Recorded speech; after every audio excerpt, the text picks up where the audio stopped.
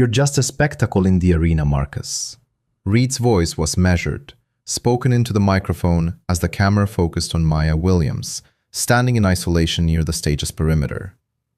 You don't fit here, he declared, his tone simultaneously civil and cutting. This isn't a community charity drive where people offer applause simply because a disadvantaged young woman from a marginalized background shared a somber narrative. This is professional boxing. Marcus continued his verbal assault. Let's be candid, Maya. They didn't select you because they believed in your fighting prowess. They brought you here because you epitomize a compelling struggle narrative. The dilapidated apartment, the ailing relative, the worn equipment, the stirring pre-fight address before the champion inevitably triumphs. That's not genuine competition. That's theatrical casting. Maya's grip on her duffel bag strap subtly tightened. The MC, attempting a placating smile amidst the palpable tension, moved closer. Marcus, those are rather pointed assertions. Maya, would you care to offer a response? Maya cleared her throat, then stepped nearer to the microphone. My uncle is unwell, she stated softly. The financial support for his medical care is precisely why I'm here. It's not for personal recognition or acclaim. For a fleeting instant, the room's cadence faltered. Marcus observed her with an unreadable expression, then emitted a dismissive snort. So, this is truly a matter of benevolence. Maya averted her gaze but did not retreat. The MC, uncertain of the protocol, glanced toward the production team. Maya, are you indicating that the prize money is the sole impetus for your acceptance of this bout? Yes, Maya confirmed, her voice wavering slightly but remaining distinct. And I harbor no shame regarding that. Her straightforward declaration silenced the assembly more effectively than any show of defiance would have. Marcus slowly rose from his seat, shedding his suit jacket as producers exchanged animated glances behind the cameras. Well, he announced, unbuttoning his cuffs, given America's fondness for underdog narratives, perhaps we should offer them a glimpse. The audience's reaction was immediate. Devices were raised, analysts shifted forward, and the MC cautiously retreated a step. Marcus gestured toward the center of the stage, where a temporary mat had been set up for promotional purposes. You claimed you came here to compete, correct? Then set the bag aside and demonstrate to these onlookers that you're more than just a sob story. Maya hesitated. Marcus offered a knowing smile. Don't falter now. You displayed courage when you committed to this agreement. Maya met his gaze and responded, I feel no apprehension toward you. Then step forward, Marcus commanded. But understand this before you do. This squared circle is indifferent to your postcode, your tiers, or any prepared statement they scripted for the cameras. The crowd's clamor intensified. Maya deliberately placed her duffel bag on the floor and walked towards the middle of the stage. She appeared diminished beneath the immense illumination, while Marcus moved with self-assured grace around her, as if victory were already assured. One commentator chuckled nervously into his earpiece. This certainly wasn't part of the rehearsal. Marcus casually raised a boxing glove. Calm yourself. I have no intention of harming her. That would be detrimental to our viewership figures. He then glanced toward Maya's attire. Besides, she already bears the marks of having endured a few rounds before I even entered the ring. Further laughter ensued, though not universally shared. Maya remained stationary, consciously suppressing any outward reaction. Marcus completed a circuit around her, openly scrutinizing her well-worn athletic apparel. Observe this, he remarked. You couldn't even procure presentable attire for national broadcast. Or is this also part of the carefully constructed persona, to solicit sympathy from America before they witness your defeat? Marcus abruptly snapped his fingers, signaling his assistant. Bring it forth. A young production assistant promptly approached, bearing a silver platter laden with meticulously arranged watermelon slices. The audience erupted in laughter, some overtly, others with the strained resonance of those privy to the joke's underlying cruelty. Maya froze. The barb struck deeper than any verbal assault Marcus had previously delivered. It transcended mere jest. It was an ancient, offensive indignity aimed at black individuals, repackaged as entertainment for mass consumption. Maya grasped this with chilling clarity, and for a single agonizing moment, every spotlight in the venue seemed to intensify its oppressive glare upon her. Marcus casually selected a piece, a smile playing on his lips as if presiding over a social gathering. "Please," he invited. "You've likely endured a lengthy journey to arrive here. I thought we ought to make you feel at home." Maya stared at him, her face contorting with humiliation. The MC's smile vanished. "Marcus, perhaps we should proceed." Marcus disregarded him, extending the platter toward Maya. "What? Too refined for it now that the cameras are rolling? Don't feign unfamiliarity for America's benefit." Maya uttered no words. She simply sidestepped, attempting to bypass him. It was then that Marcus abruptly thrust the platter forward. The metallic rim collided with Maya's shoulder. Watermelon segments exploded outwards, drenching her chest and arms as crimson juice cascaded down the front of her faded gray training top. The platter clattered onto the stage floor, scattering fruit and liquid across the gleaming surface under the lights. The crowd gasped before Maya could regain her equilibrium. Marcus delivered another perfunctory shove to her shoulder, light enough to appear accidental, yet forceful enough to cause her footwear to slip on the sticky residue. She lost her balance entirely. Maya collapsed onto the floor before the entire arena. Watermelon pulp smeared across her sleeves and cheek, while red juice spread beneath her palms like spilled paint. Cameras converged instantly, capturing every mortifying angle as flashes illuminated the audience. For a single dreadful second, she remained immobile, breathing heavily, exposed beneath countless lenses. Marcus looked down at her, slowly shaking his head. "This is precisely my point," he stated into the microphone. "Individuals like you achieve a minor moment of recognition and subsequently believe that every avenue in America has been opened for you." The room had fallen into an unusual quietude. Even the laughter sounded tentative. Maya slowly pushed herself upright, red juice dripping from her sleeves onto the stage. Her face burned hotter than the lights above, but she resolutely refused to betray tears. The MC lowered his voice. "Maya, are you unharmed?" She wiped her cheek with the back of her sleeve. "I am standing." Marcus leaned in closer, his voice pitched low enough for the nearby microphones to capture it with clarity. "You should depart before Saturday, because once that bell rings, no one will prevent you from appearing utterly foolish." Maya regarded him in silence. Marcus anticipated anger or mortification. Perhaps he expected her to storm off, allowing the production to mold her into their preconceived narrative, unstable, emotionally volatile, and unqualified. Instead, she stooped, retrieved her laminated fighter credentials from the damp floor, and carefully slipped them back into her jacket pocket. Marcus Reed versus Maya Williams, the main event, live, Saturday night. When she finally met his gaze, her voice was soft yet firm. "You still require my presence in that ring." Marcus narrowed his eyes almost imperceptibly. And somewhere behind the cameras, one of the executive producers whispered with a grin, "This is going to shatter viewership records." By the time Maya exited the arena, Chicago was awash in a cold, driving rain. The wind immediately assailed her soaked hoodie, carrying the scent of damp asphalt, exhaust fumes, and the river a few blocks distant. Traffic moved sluggishly beneath the luminous streetlights, while colossal digital billboards atop downtown edifices replayed segments from a recent match, depicting Marcus Reed smirking, laughing, and standing over her as watermelon juice dripped from her clothing onto the stage floor. Someone nearby recognized her almost instantly.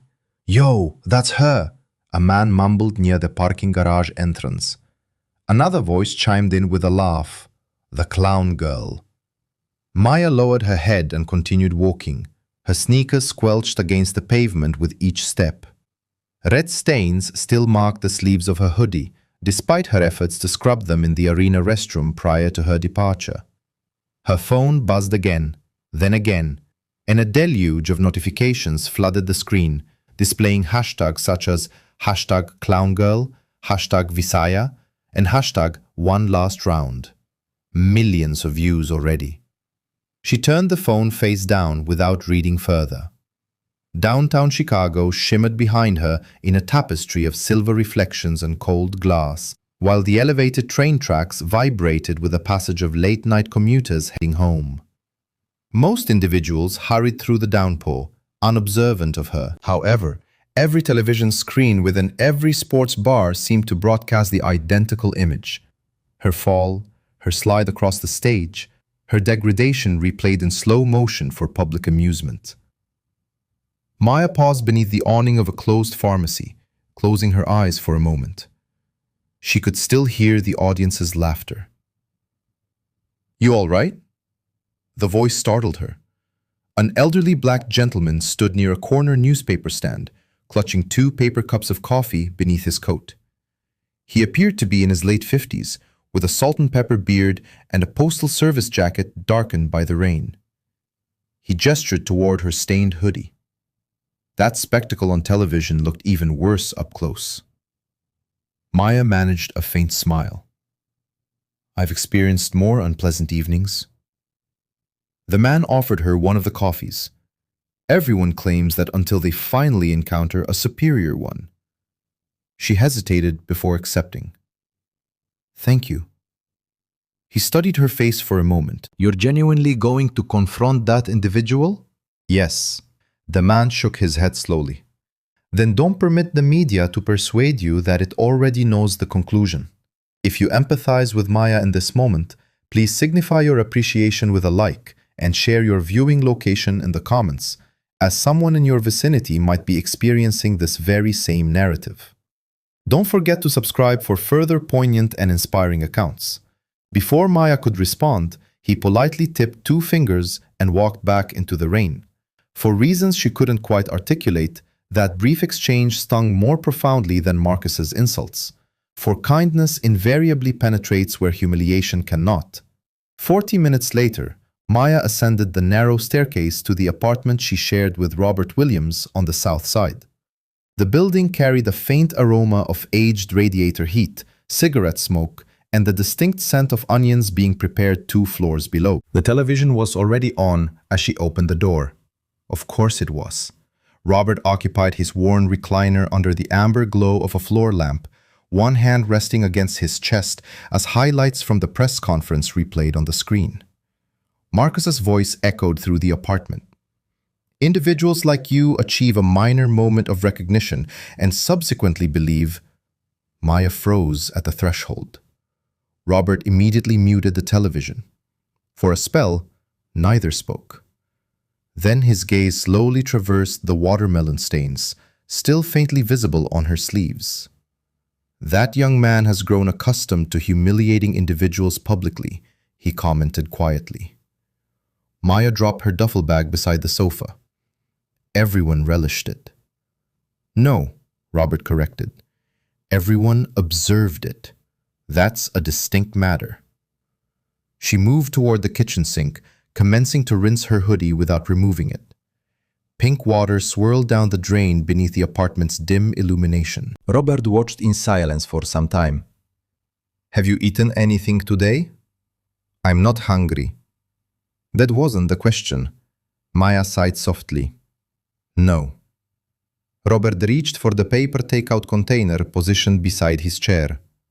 "There's leftover chili from yesterday." Maya offered a weary smile. "You prepared enough chili to sustain the entire city. Depression fosters an appetite for substantial portions." That remark finally elicited a faint chuckle from her. Robert gestured toward the muted television.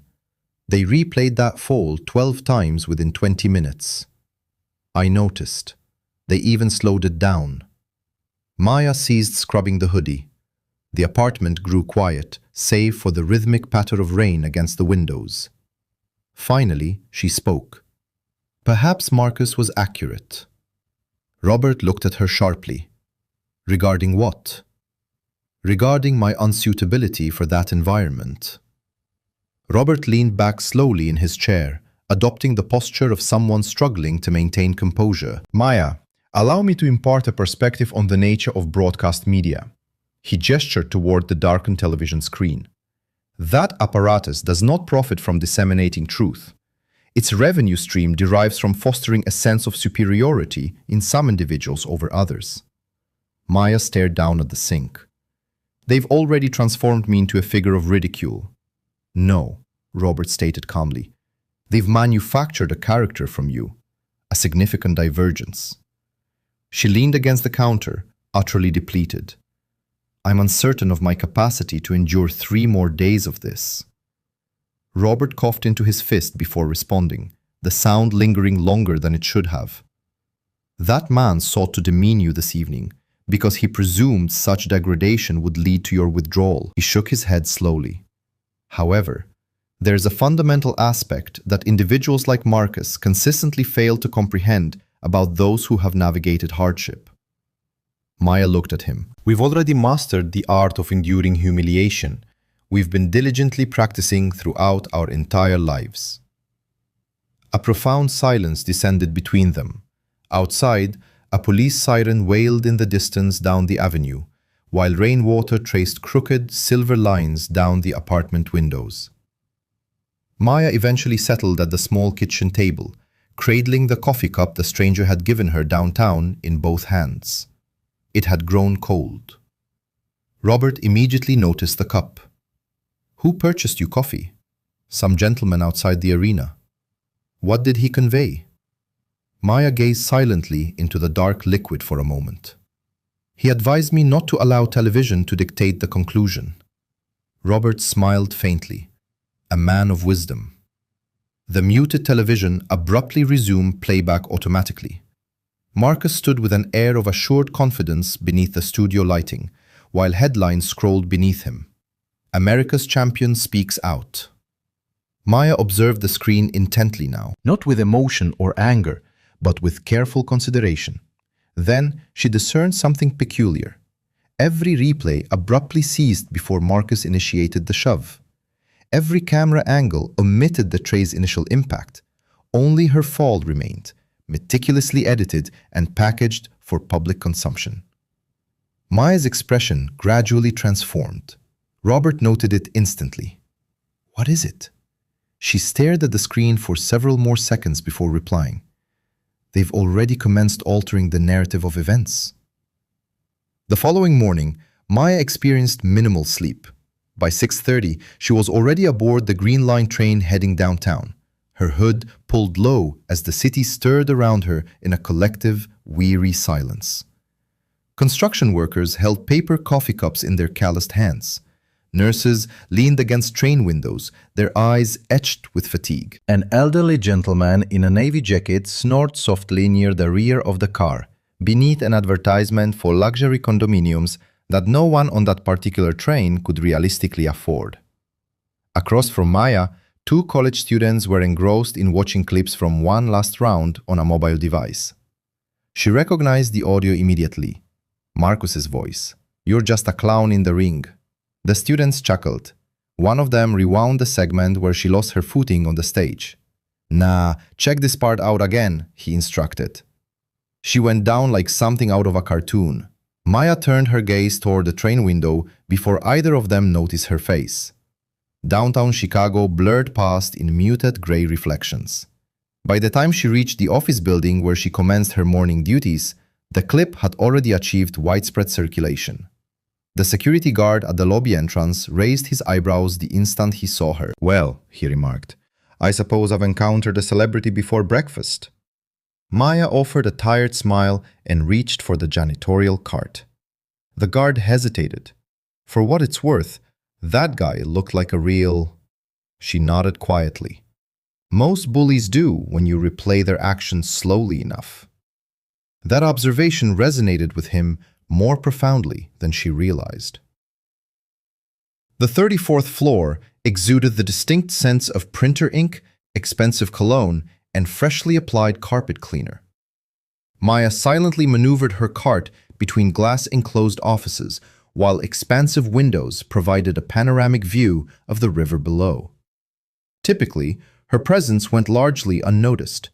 Today, however, everyone acknowledged her. She could sense it. Conversations faltered as she passed. Mobile devices suddenly tilted in her direction. Individuals feigned disinterest while unmistakably staring. Near the break room, two young associates ceased speaking the moment Maya entered. One of them recognized her immediately. "Oh my goodness," the woman whispered. "It's her." The man beside her appeared awkward. "Don't do that." "What?" "Everyone's talking about it." Maya continued to wipe down the counter. The woman laughed with a touch of unease. "Honestly, though, you should pursue legal action against him." Maya glanced at her briefly. Individuals with significant financial resources rarely prevail in such disputes. Neither attorney offered a counter-argument. Around 11 a.m., Maya's phone vibrated within her pocket. Unknown number. She nearly disregarded it. Nearly. "Hello, Miss Williams," a woman inquired professionally. "This is Denise from One Last Round Production. We would like you to return to the studio this afternoon for additional promotional filming." Maya paused her wiping of the conference table. "I wasn't informed of another appearance. It's crucial for the narrative arc." Maya frowned slightly. "The what?" A brief silence. "The audience response testing," Denise corrected smoothly. "We simply wish to assist in rebuilding sympathy following last night's events." That statement struck her as incongruous. Rebuilding sympathy? Not elucidating the truth. Not addressing Marcus. Not rectifying what transpired. Sympathy. Maya gazed out the office windows at the somber city skyline. "Will you be presenting the segment where he shoved me?" Another pause. Then Denise chuckled softly, as if Maya had misunderstood something perfectly obvious. "Marcus Reed is the face of this network, Miss Williams. We need to maintain public perception in a balanced manner." Balanced? Maya almost smiled at the word. "You mean profitable?" she inquired quietly. The woman's tone immediately grew colder. 3 million individuals viewed your segment overnight. You should recognize that opportunities of this magnitude are infrequent for individuals in your circumstances. Individuals in your circumstances. Maya remained silent, staring at the phone. Denise continued. "Look, America is captivated by stories of perseverance. Your current testing scores are exceptionally high among middle-aged women in the Midwest. We would be loath to allow any behind-the-scenes friction to jeopardize that." There it was. Not Maya the individual, but Maya the demographic.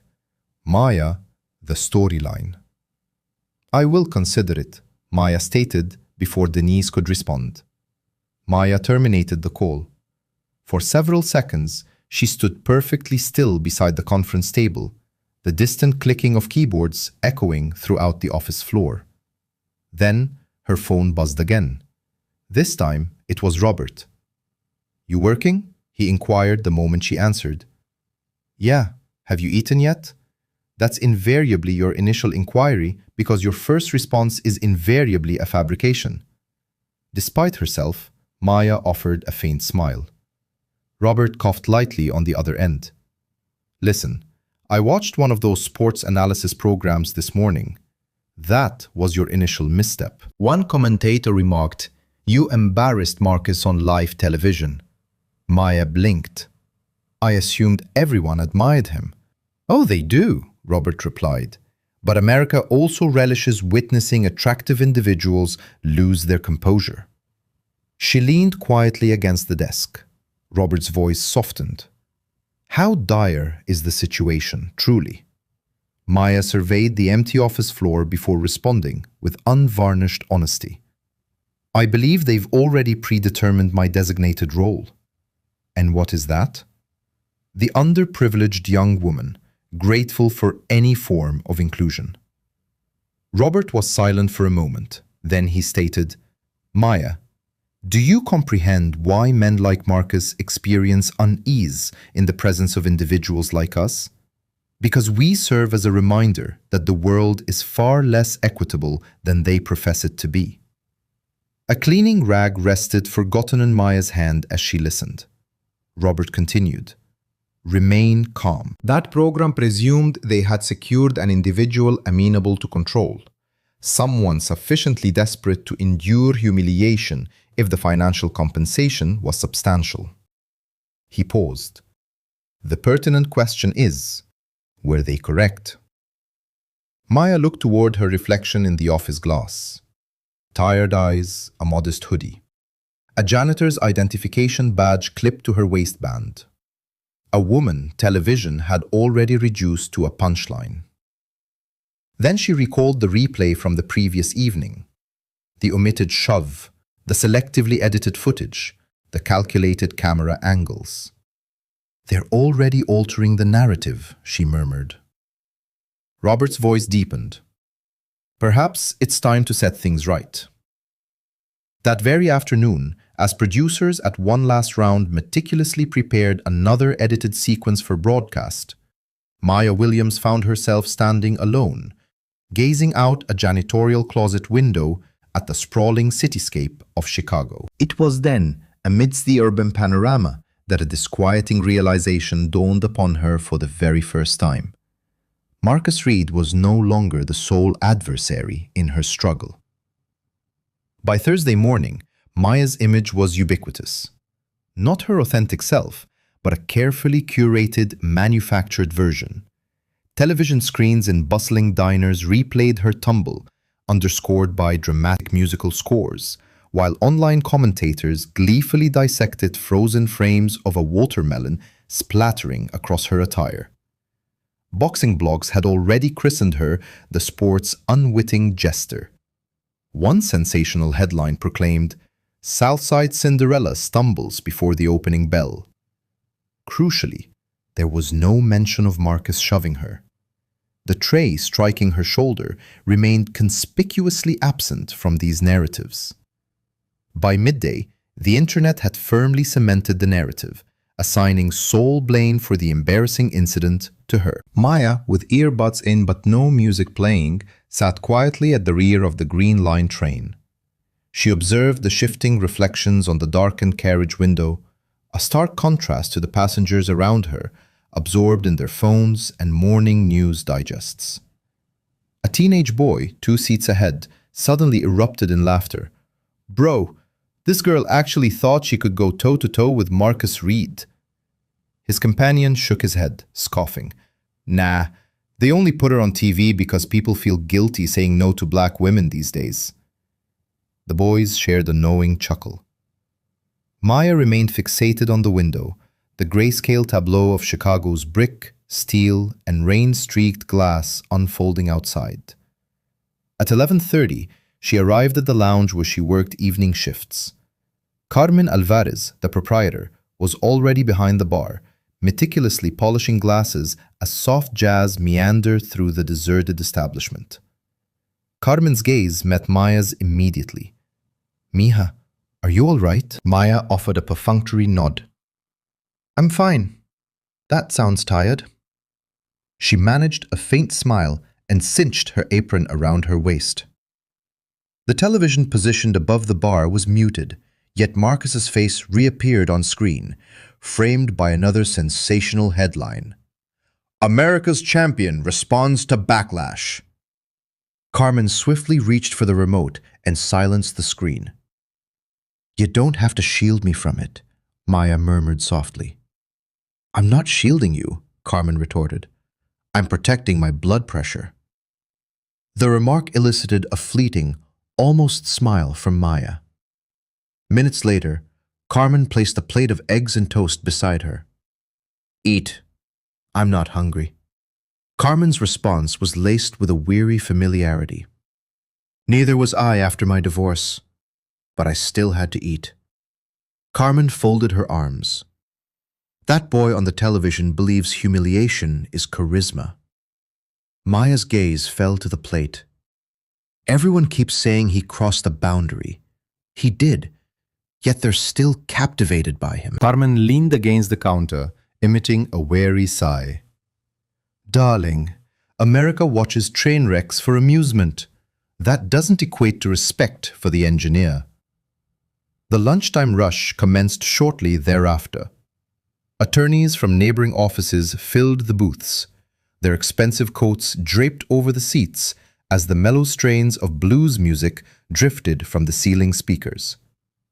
Maya navigated between tables, discreetly delivering coffee and burgers, the surrounding conversations invariably circling back to the recent bout. At table 7, two middle-aged men in sharp business suits recognized her instantly. "No way," one exclaimed. "That's the girl!" His companion swiveled in his seat. "You're actually going to face Marcus?" Maya, balancing a tray against her hip, replied, "That remains the plan." The first man chuckled. "Look, no offense, sweetheart, but that fellow could probably knock you out by accident." His friend nudged him lightly. "Come on, what? I'm just being forthright." Maya carefully placed their coffees down. Honesty typically doesn't sound quite so enthusiastic. The second man offered a wry smirk into his cup, suppressing a laugh. The first man, however, continued. "You know what your fundamental issue is? People like you start gaining traction and suddenly believe struggle elevates you." Maya met his gaze with an unruffled demeanor. "No. People like me simply grow weary of feigning ignorance to how readily others delight in witnessing our downfall." The remark silenced the table completely. Even Carmen glanced over from behind the bar. The businessman cleared his throat awkwardly and retrieved his menu. Maya departed before either man could respond. As the afternoon waned, her phone vibrated once more. Another unknown caller. This time, she nearly disregarded it entirely. Almost. "Miss Williams?" a smooth male voice inquired. "This is Richard Vale from Horizon Sports Media, the parent entity of One Last Round." Maya paused, positioned near the kitchen corridor. "I require your presence at the studio this evening," he continued. "We are filming a recovery segment." "A recovery segment?" "Indeed. America responds favorably to resilience. We aim to foster emotional investment in your comeback among viewers." Maya leaned against the wall. "You mean after you've transformed me into a spectacle?" A brief silence ensued. Richard then chuckled softly. "Miss Williams, television is inherently about perspective. At this juncture, your narrative necessitates vulnerability. My narrative requires truth. Those are not always interchangeable concepts." The words landed with a chilling finality in Maya's chest. She could discern the clatter of dishes emanating from the kitchen, interspersed with Carmen's animated Spanish exchange with a cook near the grill. Richard's voice, smooth and accustomed to commanding conversations, resumed. "Listen carefully. Marcus Reed represents millions in revenue for this organization. Sponsors place their trust in him. Audiences have faith in him. You, as yet, remain an unknown entity." He paused deliberately. "Do not mistake transient public sympathy for genuine influence." Maya's gaze drifted toward the rain-drenched front windows of the lounge. "You doctored the footage." Another pause. Then Richard responded with calculated caution. "We edited for narrative flow. You omitted his shove. You removed extraneous escalation." Maya nearly laughed at the phrase extraneous escalation. That, she recognized, was the terminology employed by the powerful to reframe humiliation when they controlled the narrative. Richard lowered his voice slightly. Here is my counsel. Play your designated part. Accept your remuneration. Allow America to rally behind you for a brief period and then depart with gratitude. Individuals in your circumstances rarely encounter such opportunities.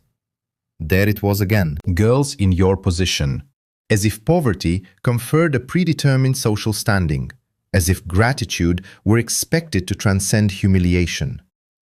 Maya's grip tightened on the phone.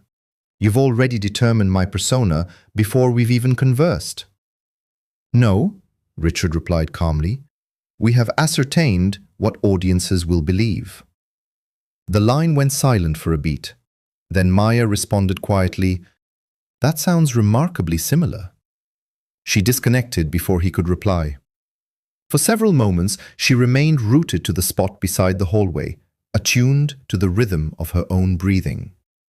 Carmen then approached slowly. Bad news? Maya nodded once. Carmen studied her face with keen observation. Do you know what terrifies the wealthy most? What?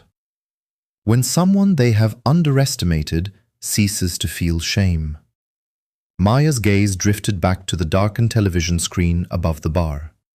For the first time since the press conference, the sting of humiliation had receded, replaced by a burgeoning anger. And somewhere in the heart of downtown, within the polished production suites high above Chicago, executives at one last round continued to delude themselves into believing they held dominion over the unfolding narrative. That night, Richard Vale's words echoed relentlessly in Maya's mind. We decided what audiences would believe. The sentence pursued her through the city like an unseasonable chill. By 9 o'clock, the rain had finally ceased its downpour over Chicago, leaving the streets slick and reflective under the glow of amber traffic signals and neon advertisements. Maya disembarked from the bus 3 blocks from her residence. Rather than completing the entire journey home, she felt a compelling need for fresh air. The neighborhood assumed a quieter disposition after dusk. Small liquor stores hummed beneath flickering signs, while elderly gentlemen engaged in games of chess behind the misted windows of a late-night diner. In the distance, a solitary blues guitarist attempted a melody, imperfectly, but with evident sincerity. Maya walked with her hands tucked deep into her hoodie pockets, striving to outpace a sensation that was steadily intensifying within her chest. It was anger. Not the explosive, volatile kind, but a more insidious, dangerous variety. The kind that surfaced gradually, long after the initial pain of humiliation had subsided. Her phone buzzed again. This time, it was a notification from One Last Round. New exclusive clip. Maya opens up about her struggle. Maya's brow furrowed immediately. She had not consented to any interview designated as such.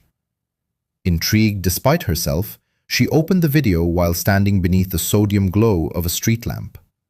The footage appeared to be an amalgamation of various conversations during production week. Snippets of her discussing Robert's health, clips of her exhibiting pre-rehearsal anxiety, images of her standing in silence while Marcus smirked at the cameras. A melancholic piano melody accompanied the visuals. Then a narrator's voice emerged. Maya Williams understands she may be stepping into a battle she cannot win. But for one young woman from Chicago, even surviving the spotlight would signify everything. Maya stared at the screen, incredulity washing over her. They had artfully sculpted her into an image of weakness, not inherent human frailty, but a marketable, palatable form of vulnerability. The comments section was already ablaze beneath the video.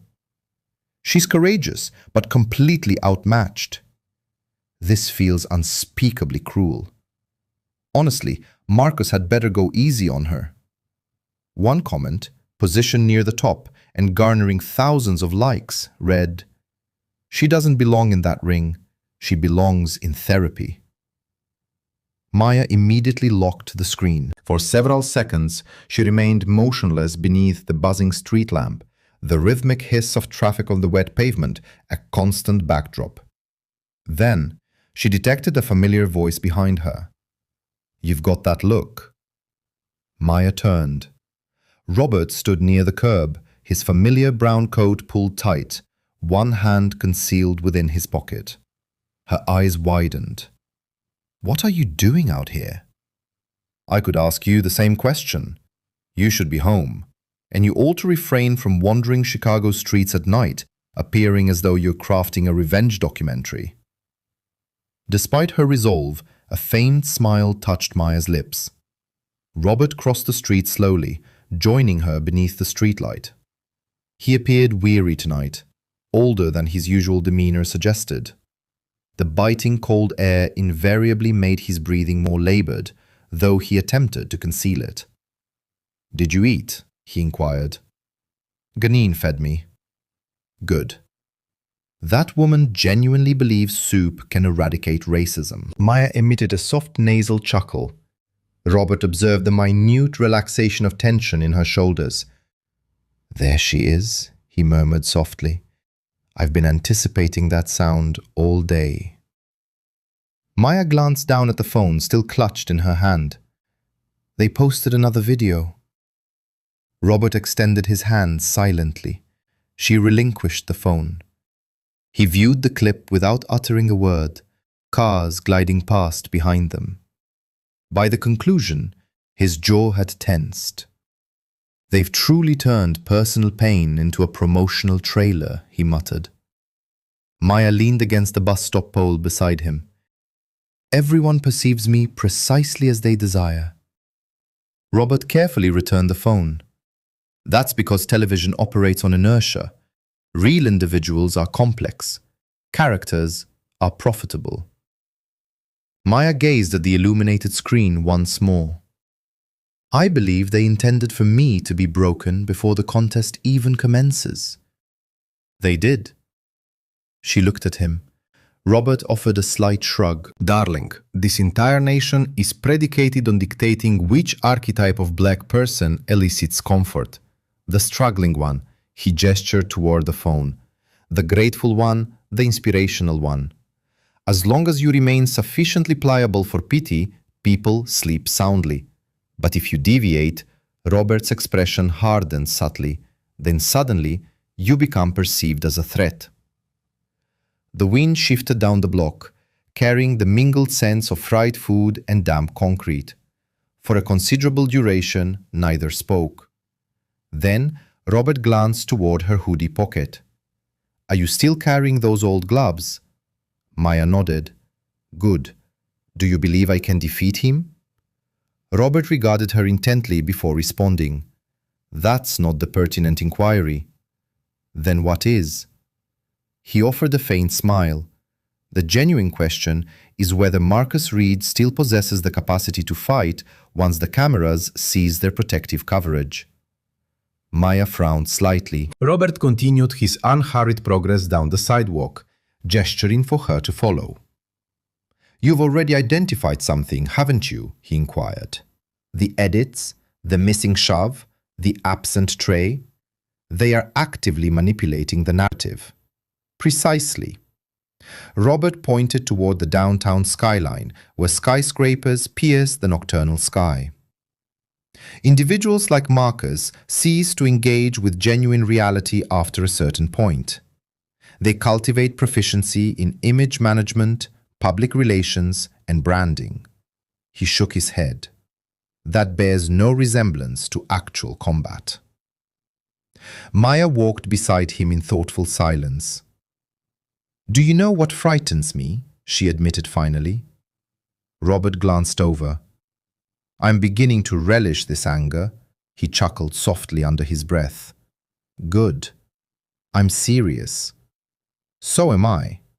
He halted his stride, facing her directly. "There exists a fundamental distinction between anger and humiliation, Maya. Humiliation renders individuals invisible. Anger compels them to stand tall. The city hummed a low, ambient tune around them. Maya looked toward the distant, illuminated skyline and experienced a sudden, profound realization she had previously suppressed. She no longer desired mere survival of the contest. Her aspiration had evolved. She intended to dismantle the fabricated persona they had meticulously constructed. Robert appeared to instantly discern this shift in her expression. "That look right there," he said quietly. "That is the first genuine element television has failed to edit out of you thus far." They reached the apartment building a few minutes later. As Robert was in the process of unlocking the main entrance, Maya's phone vibrated once more. Another unknown number. She almost dismissed it until she glimpsed the message preview. "Evelyn Carter, call me before you allow those people to convince you you're already defeated." Maya froze mid-step. Robert immediately noticed. "Who is it?" She looked up slowly. A woman you used to train with. For the first time in nearly a week, Robert's countenance underwent a complete transformation.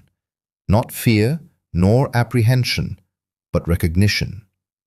Robert stared intently at the name displayed on Maya's phone for several long seconds before finally exhaling audibly through his nose. "Well," he murmured, "that woman is still alive after all this time." Maya exchanged glances between him and the screen. "You truly know her?" Robert unlocked the apartment entrance deliberately. "Know her?" He emitted a low, quiet laugh. Back in the day, half the fighters in Chicago were apprehensive about even training in the same gymnasium as Evelyn Carter. They ascended the narrow staircase together as the aged pipes rattled audibly somewhere behind the walls.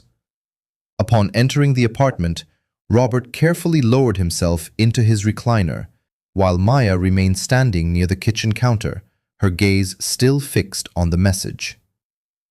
"Are you going to call her?" he inquired. "I don't even understand why she texted me." Robert looked at her over the rims of his glasses.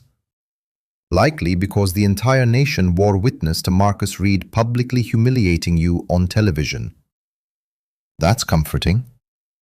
"It's honest."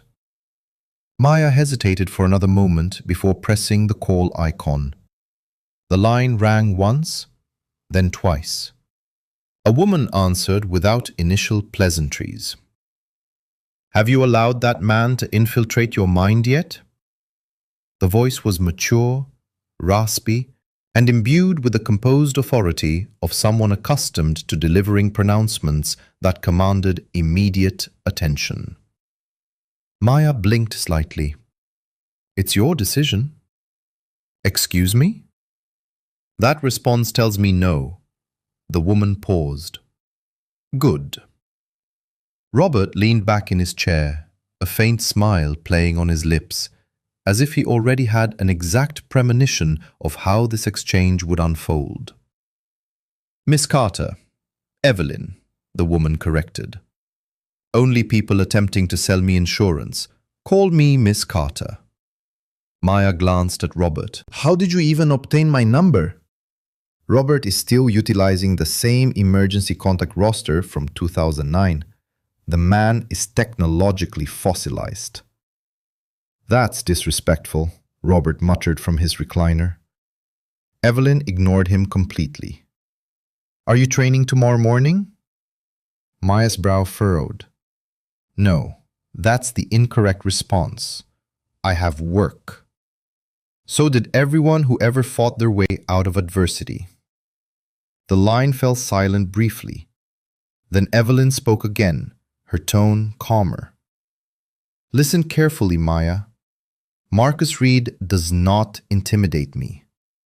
Men like him emerge every 10 years, adorned in more fashionable suits, mistaking arrogance for true greatness."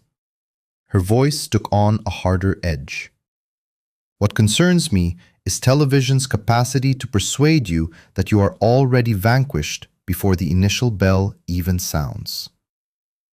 Maya's gaze shifted toward the darkened apartment window. You saw what transpired. I observed edited footage.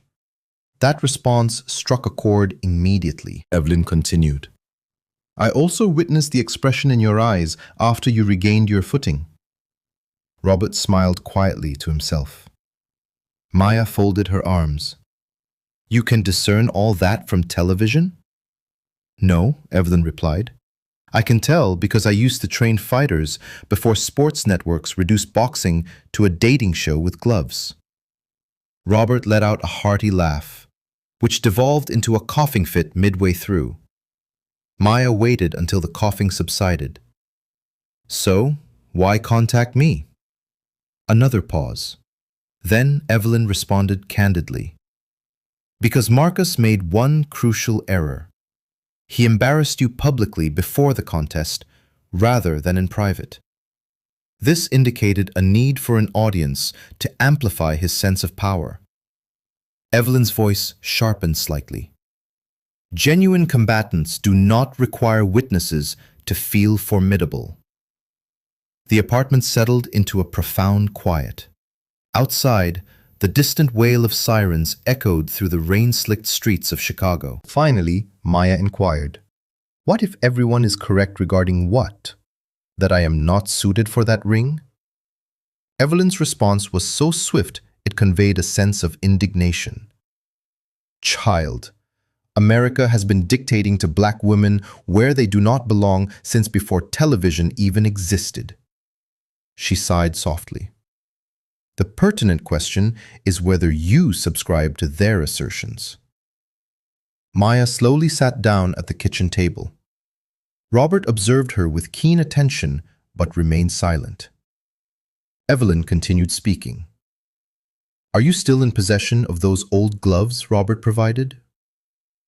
Maya's gaze drifted toward the duffel bag resting near the couch. Yes, bring them with you tomorrow morning. Tomorrow? Caesar? Maya almost laughed. That's not mourning. That's punishment. That's boxing. Robert pointed toward the phone. See?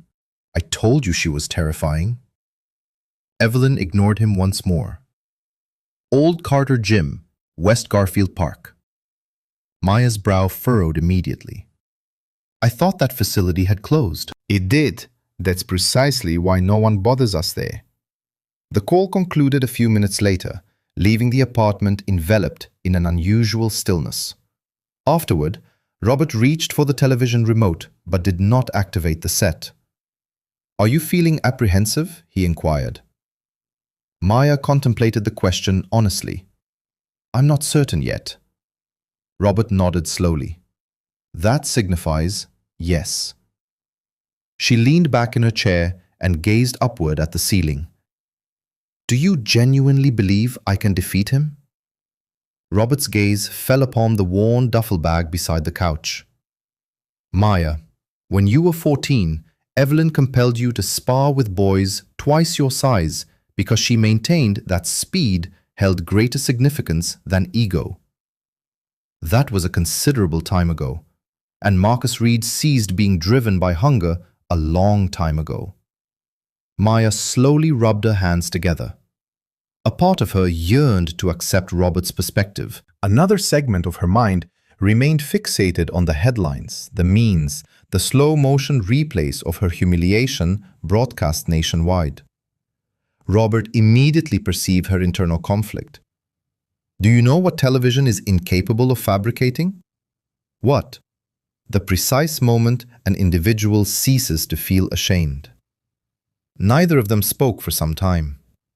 Around midnight, Maya finally moved toward the small bedroom situated at the end of the apartment hallway. However, before entering, she paused beside the aged duffel bag near the couch. For several seconds, she merely observed it. Then, she deliberately unzipped the top. Within rested the worn leather gloves Robert had gifted her years prior. The leather bore the marks of time, cracked and aged. The once vibrant red hue had darkened significantly with wear. One of the laces had been replaced years earlier with a simple shoestring, as neither of them possessed the financial means for new equipment back then. Maya lifted them carefully. Memories flooded back instantly.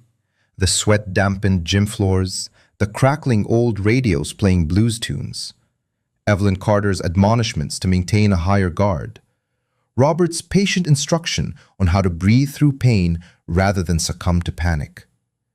For the first time since the inception of One Last Round, Maya no longer felt like a victim ensnared within another's narrative. She felt something else gradually reawakening within her, something sharper, something more perilous. And somewhere across the expanse of Chicago, Marcus Reed continued to smile for the cameras, entirely oblivious to the fact that the woman he had publicly humiliated on live television had finally ceased contemplating mere survival of the contest. At 5:30 the following morning, Chicago still retained a nocturnal, half-awakened appearance.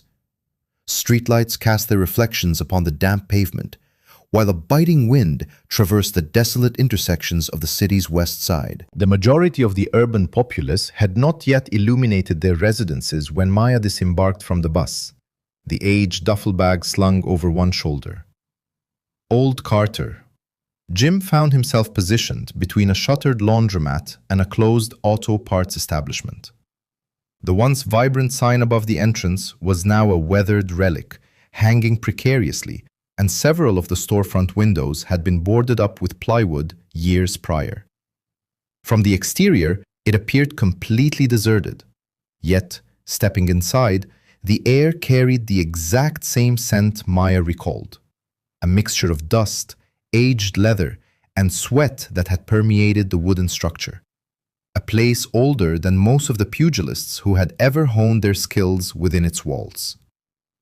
A solitary overhead bulb cast a pool of light onto the central ring, while a low, soulful blues melody drifted from the back office. Evelyn Carter stood near the heavy bags, clad in grey sweatpants and a black hoodie with sleeves rolled midway up her forearms.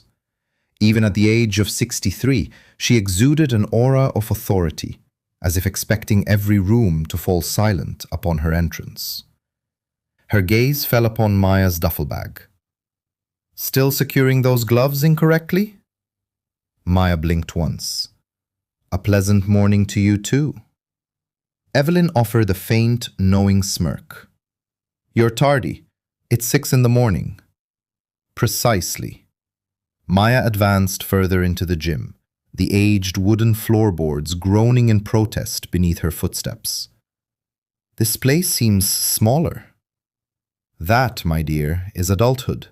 Everything eventually disappoints." Robert's voice resonated from behind them. "Except for medical expenses, those maintain their impressiveness indefinitely." Maya turned abruptly. "You made it?" Robert entered at a measured pace, carrying 2 disposable coffee cups. "Please." After more than a decade, I wasn't about to miss Evelyn's pre-dawn torment of someone. Evelyn gestured with her chin towards a bench adjacent to the ring. "Take a seat before your heart decides to go rogue again." Robert grinned, lowering himself onto the bench with deliberate caution. Maya surveyed the gym in quiet contemplation. Dust motes danced in the pale shafts of early morning light that pierced through the grimy windows. Faded fight posters remained askew on the walls, including one from the early 2000s, depicting a much younger Evelyn alongside 2 formidable heavyweight champions. "You used to bring me here after school," Maya remarked softly. "You used to complain the entire way," Evelyn countered. "I was 13. You were being theatrical." Robert emitted a chuckle into his coffee cup, the first he'd shared all week. A subtle release settled in Maya's chest. Evelyn tossed her a jump rope. "Warm up." Maya snatched it out of the air instinctively. You still remember how? "That," Maya replied, "depends. Do you still berate people?" "Only when they've earned it." The training session commenced in hushed tones. No blaring music, no cameras, no producers fabricating an inspirational narrative from struggle. Just the rhythmic swish of the rope against the worn floorboards as Chicago gradually stirred to life outside. Evelyn observed Maya with unwavering scrutiny, not with overt emotion, but with a precise assessment of a mechanic diagnosing mechanical issues. Finally, she spoke. "Your equilibrium remains solid." Maya continued her jumping. That remark bordered on praise. "Don't get ahead of yourself." After several minutes, Evelyn gestured towards the ring. "Gloves on." Maya faltered momentarily. It had been years. Evelyn registered the hesitation instantly. "You're apprehensive now?" "No." "Good. Fear renders individuals stiff on camera." Maya stepped through the ropes with measured grace, pulling on the well-worn gloves from her duffel. The cracked leather conformed to her fists, a visceral echo of muscle memory resurfacing. Robert watched silently from the bench. Evelyn entered the ring, positioning herself opposite Maya. "I reviewed every segment from that press conference." Maya raised her guard with practiced care. "They doctored the footage," she stated. "Naturally, that's what individuals do when reality proves inconvenient." Evelyn circled slowly. "Now, move." Maya shifted automatically, left foot forward, then right. The ingrained instincts returned with surprising alacrity. Evelyn offered another subtle nod. For nearly 20 minutes, they worked in near silence, punctuated only by the impact of gloves on focus mitts and Evelyn's precise corrections. "Your shoulders tense before you strike. You consistently lower your gaze. Cease apologizing with your posture." That last observation resonated differently. Maya lowered her gloves slightly. "What precisely do you mean by that?" Evelyn studied her intently. "You carry yourself as someone seeking validation to simply exist." The gym fell into an encompassing quiet. Even Robert paused his coffee consumption. Maya furrowed her brow. "That's not accurate." "It is. Marcus Reed perceived it immediately. That is precisely why he publicly humiliated you.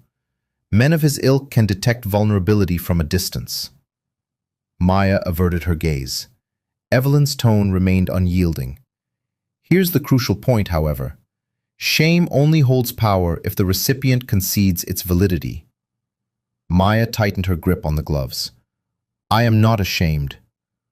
"No," Evelyn corrected calmly. "You are currently angry. That's a distinct emotion." Robert offered a faint smile from his seat on the bench. "I told you so." Evelyn disregarded him and presented the focus mitts once more. "Demonstrate that right cross." Maya unleashed the punch with immediate force, swift and cleaner than before. Evelyn's eyebrows lifted marginally. "There you are." Maya's breathing grew heavier. "What?" The fighter concealed beneath all that mortification. For the first time since the commencement of their session, someone was addressing her as an athlete, not a casualty. It marked a significant shift. Evelyn approached the ring ropes and retrieved a tablet resting nearby. With a few quick taps, Marcus Reed's most recent training footage materialized on the screen. He moved with confident flair through a series of combinations, accompanied by commentators extolling his speed and charisma. Evelyn abruptly paused the video. "There," she announced. Maya stepped closer. Marcus had just completed a right cross combination. His left shoulder had dipped momentarily afterward. "Do you observe it?" Evelyn inquired. Maya narrowed her eyes. "His recovery is too slow." "Precisely." Robert leaned forward slightly from the bench. Evelyn rewound the clip. "Marcus fights as a man performing for cameras now. Grand gestures, dramatic finishes. He leaves openings because no one in his immediate circle punishes his missteps anymore." Maya gazed at the screen in thoughtful silence. Evelyn looked at her. That individual ceased respecting his adversaries a considerable time ago. Outside, a light snowfall began to drift across the street. Maya glanced down at the worn gloves encircling her fists, then back at Marcus, frozen on the screen. For the first time since the televised indignity, she no longer perceived him as an insurmountable figure. And somewhere, within the confines of the venerable Carter gym, amidst the flickering illumination and fading fight posters, the meticulously constructed narrative that one last round had woven around Marcus Reed began to show its initial, authentic fissure. The snow continued its gentle descent upon old Carter gym as Maya stood in the center of the ring, her gaze fixed upon the paused image of Marcus Reed on Evelyn's tablet. His left shoulder dipped after executing the right cross. A mere half-second. A minuscule flaw that virtually no one would register. But now, Maya could not unsee it. Evelyn slowly lowered the tablet. That vulnerability has existed for nearly 2 years. Maya frowned. Then why has no one capitalized on it? Because no one surrounding Marcus is genuinely attempting to defeat him anymore. Evelyn placed the tablet onto the bench beside Robert. He offered a quiet nod. That is the consequence of feign for fighters. It renders everyone excessively deferential to withhold the truth. Maya retreated towards the center of the ring. Do you genuinely believe he is susceptible? Evelyn crossed her arms. Everyone is susceptible. The fundamental issue is that most individuals enter confrontations already convinced of their inferiority to their opponent. Maya briefly lowered her eyes. Evelyn noticed instantly. See, you just repeated that behavior. Repeated what? You apologized without uttering a word. Maya let out a soft sigh. You continue to say that because you persist in doing it. The aged gym lights hummed overhead as a draft of cold air seeped through the gaps in the windows. Evelyn re-entered the ring's center. Maya raised her gloves. This time, the training intensified, becoming more precise, more rapid, devoid of wasted motion.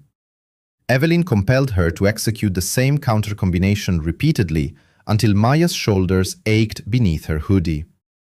Do not await authorization, Evelyn commanded sharply. Maya delivered the punch again. Closer. Another combination. Again. Sweat trickled down Maya's neck, defying the frigid gym air.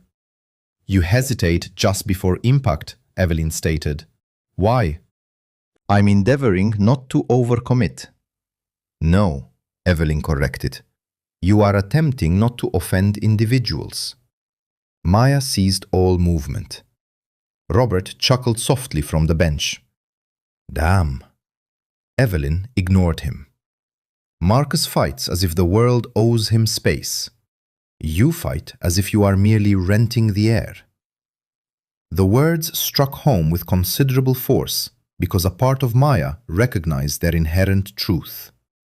For years, she had mastered the art of discreet survival, at school, in her professional life, within the fleeting trends, and in stores where security guards scrutinized her with undue suspicion. Within corporate offices where executives communicated through her rather than directly to her. Invisibility had become a more secure refuge than self-assurance.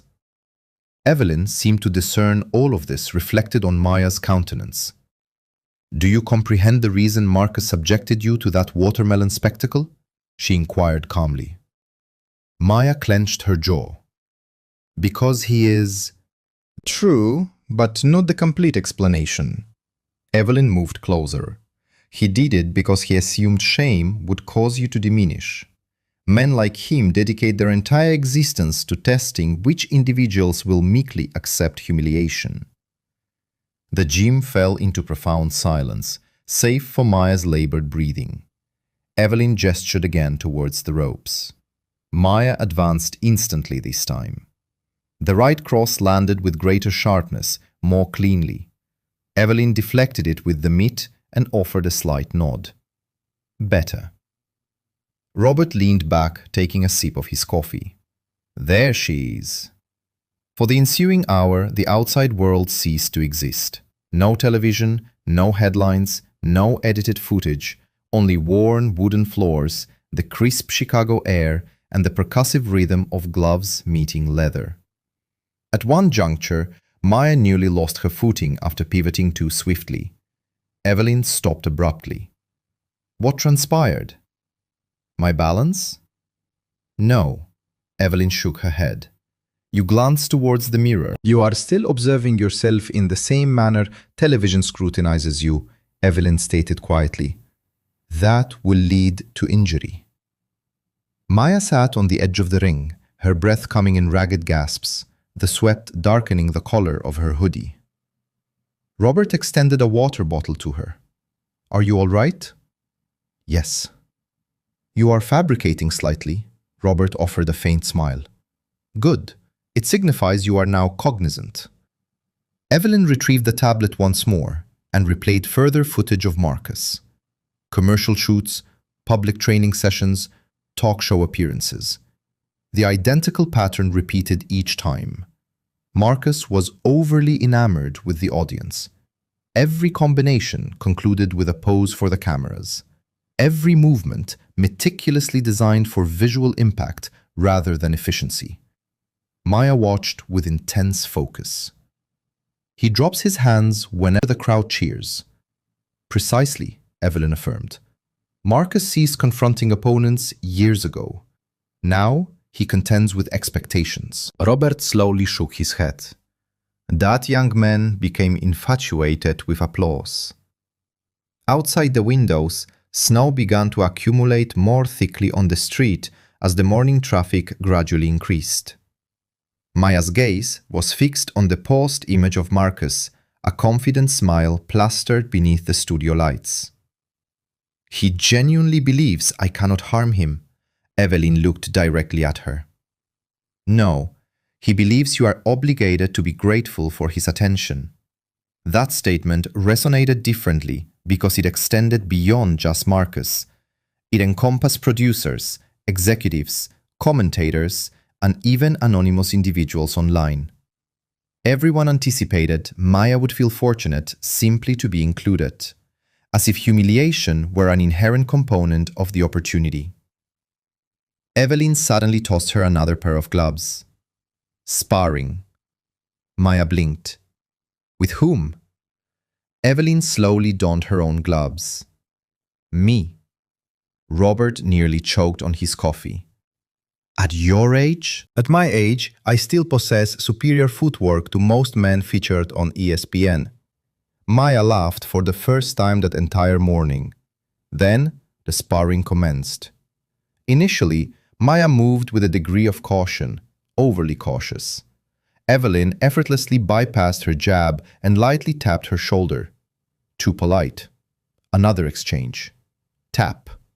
Too hesitant. Again. Tap.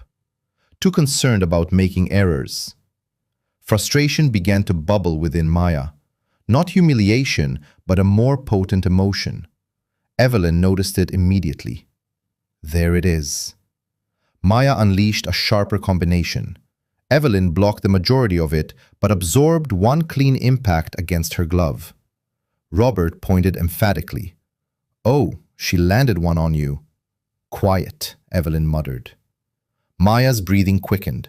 Something within her rhythm had fundamentally shifted. She was no longer merely reacting, she was driving forward. Evelyn retreated slightly, a smile gracing her lips for the first time that morning. Now you finally appear to be someone worthy of being placed in a ring. The compliment struck Maya with unexpected force, not due to its emotional weight, but because it sounded earned, not manufactured. Snow continued to blanket Chicago, while televisions across the city still replayed the humiliating press conference incident. But within the confines of the old Carter gym, beneath the fading lights and decades of boxing history, Maya Williams was gradually transforming into a force that cameras could never fully subjugate. By Friday evening, the entire city appeared consumed by anticipation of the impending fight. Televisions in bars, restaurants, and corner stores all displayed countdown graphics for one last round, while sports radio hosts engaged in fervent debates about Maya Williams' chances of survival against Marcus Reed before the inevitable knockout. Downtown Chicago shimmered under a fresh blanket of snow as colossal digital advertisements showcased Marcus's visage across glass facades, accompanied by the slogan, "America's Champion." Maya, however, noted a peculiar shift. None of the posters now depicted her with clarity. In most, she stood as a blurred background figure behind Marcus, mere scenery, a plot device, not a genuine threat. Inside the old Carter gym, Evelyn observed another promotional segment airing on the small television mounted near the office door. The commentators smiled confidently into the camera. Tomorrow night, Marcus Reed steps into the ring against internet sensation Maya Williams in what many are calling the most emotionally charged fight of the year. Evelyn instantly muted the television. "Emotional fight," she scoffed with evident disdain. They discuss black women as if they were delivering weather reports. Maya sat on the ring's edge, meticulously wrapping her hands. At least they've ceased referring to me as a clown. They only ceased because the ratings increased. America cherishes underdogs, right up until the underdog begins to exhibit competence. Maya finished tightening the tape around her wrist. "Do you two genuinely believe I can prevail?" Evelyn met her gaze without hesitation. "No." Maya blinked. Robert chuckled softly. "Here we go." Evelyn began walking slowly towards the ring. "I believe Marcus Reed possesses weaknesses. I believe television has elevated him to a status exceeding reality. I believe your timing surpasses his." She paused directly in front of Maya. "But victory? Winning?" Evelyn shook her head. "Depends on what transpires after you are struck." The gym fell into a profound quiet. Maya looked down at her taped hands. "Do you still believe he intends to injure me?" "I believe he intends to try." That blunt honesty carried more weight than any encouragement could have. Evelyn leaned against the ropes. "Listen carefully. Marcus Reed's entire career is predicated on opponents retreating when he applies pressure. Every adversary begins reacting to him rather than thinking independently." She pointed towards Maya's chest. "The moment you transition from fighting to merely surviving, you are finished." Robert nodded slowly. "That young man performs confidence like a politician." "He performs dominance," Evelyn corrected, "a fundamentally different act." Snow tapped softly against the tall gym windows as distant sirens drifted through the surrounding neighborhood. Maya gazed towards the antiquated ring mirror across the room. "What if the crowd invades my thoughts again?" Evelyn responded without missing a beat. "Then cease listening to crowds. That sounds deceptively simple." "It is simple, not easy." Robert chuckled quietly into his coffee cup. "That's her preferred brand of counsel." Evelyn ignored him. "Tomorrow night, thousands of individuals will be eagerly anticipating your public failure because their entertainment stems from observing defeat. Some wish to laugh. Some desire to feel superior. Some merely wish to witness the internet's reaction." She paused. "None of those individuals have any place within your mind." Maya remained silent, a part of her still vividly recalling the sound of the audience erupting in laughter when she fell. Evelyn immediately registered her expression. "Are you still hearing that echo in your mind?" Maya nodded faintly. "Good." She looked up, bewildered. "Good signifies you haven't become desensitized yet." Evelyn folded her arms. "Pain offers a swifter education than pride ever could." Robert slowly rose from the bench, wincing slightly before making his way towards the television near the office. Speaking of pain, he unmuted the screen. Marcus Reed appeared live from the official weigh-in event downtown, beaming under the intense lights as reporters warned him. One reporter posed the question, "Marcus, do you believe Maya Williams merits this opportunity?" Marcus smirked instantaneously. "Everyone deserves opportunities. That, I believe, is what makes America exceptional. The surrounding crowd offered a soft chuckle, but opportunities and qualifications are not invariably synonymous. Another reporter inquired, "Do you regret the events that transpired at the press conference?" Marcus tilted his head slightly, feigning careful consideration. "Look, emotions were running high. Maya is navigating a significant personal ordeal, and I empathize with that. But tomorrow night, reality will assert itself more forcefully than sentiments." Robert muted the television once more. "That young man speaks with the articulation of a senator campaigning for office," he grumbled. But Maya barely registered his words. She was focused on Marcus's body language. The smile, the self-assured demeanor, the slight pause before responding to challenging inquiries. And then, abruptly, she noticed it again. Each time Marcus concluded a confident statement, his shoulders relaxed for a fleeting half-second, precisely as Evelyn had demonstrated in the training footage. A pattern, a habit, a discernible flaw. "You perceive it now, do you not?" Evelyn inquired softly. Maya nodded slowly. "He believes he has already triumphed." "Precisely." The gym fell silent once more. Outside, the snow continued its gentle accumulation across Chicago, while producers throughout downtown meticulously arranged camera angles and prepared dramatic musical scores for tomorrow night's main event.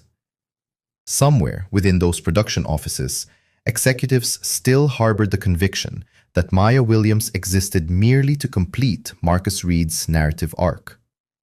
But within the venerable Carter gym, a fundamental shift had occurred. Maya slowly rose from the ring bench and tightened the worn gloves around her fists. No more trepidation, no more hesitation, just unwavering focus. Robert observed her with keen attention before speaking. "Do you know what strikes terror into the hearts of powerful individuals most?" Maya turned her gaze towards him. "The moment someone they underestimated ceases to appear fearful." For the first time that week, Maya realized her desire was no longer for the audience's approval.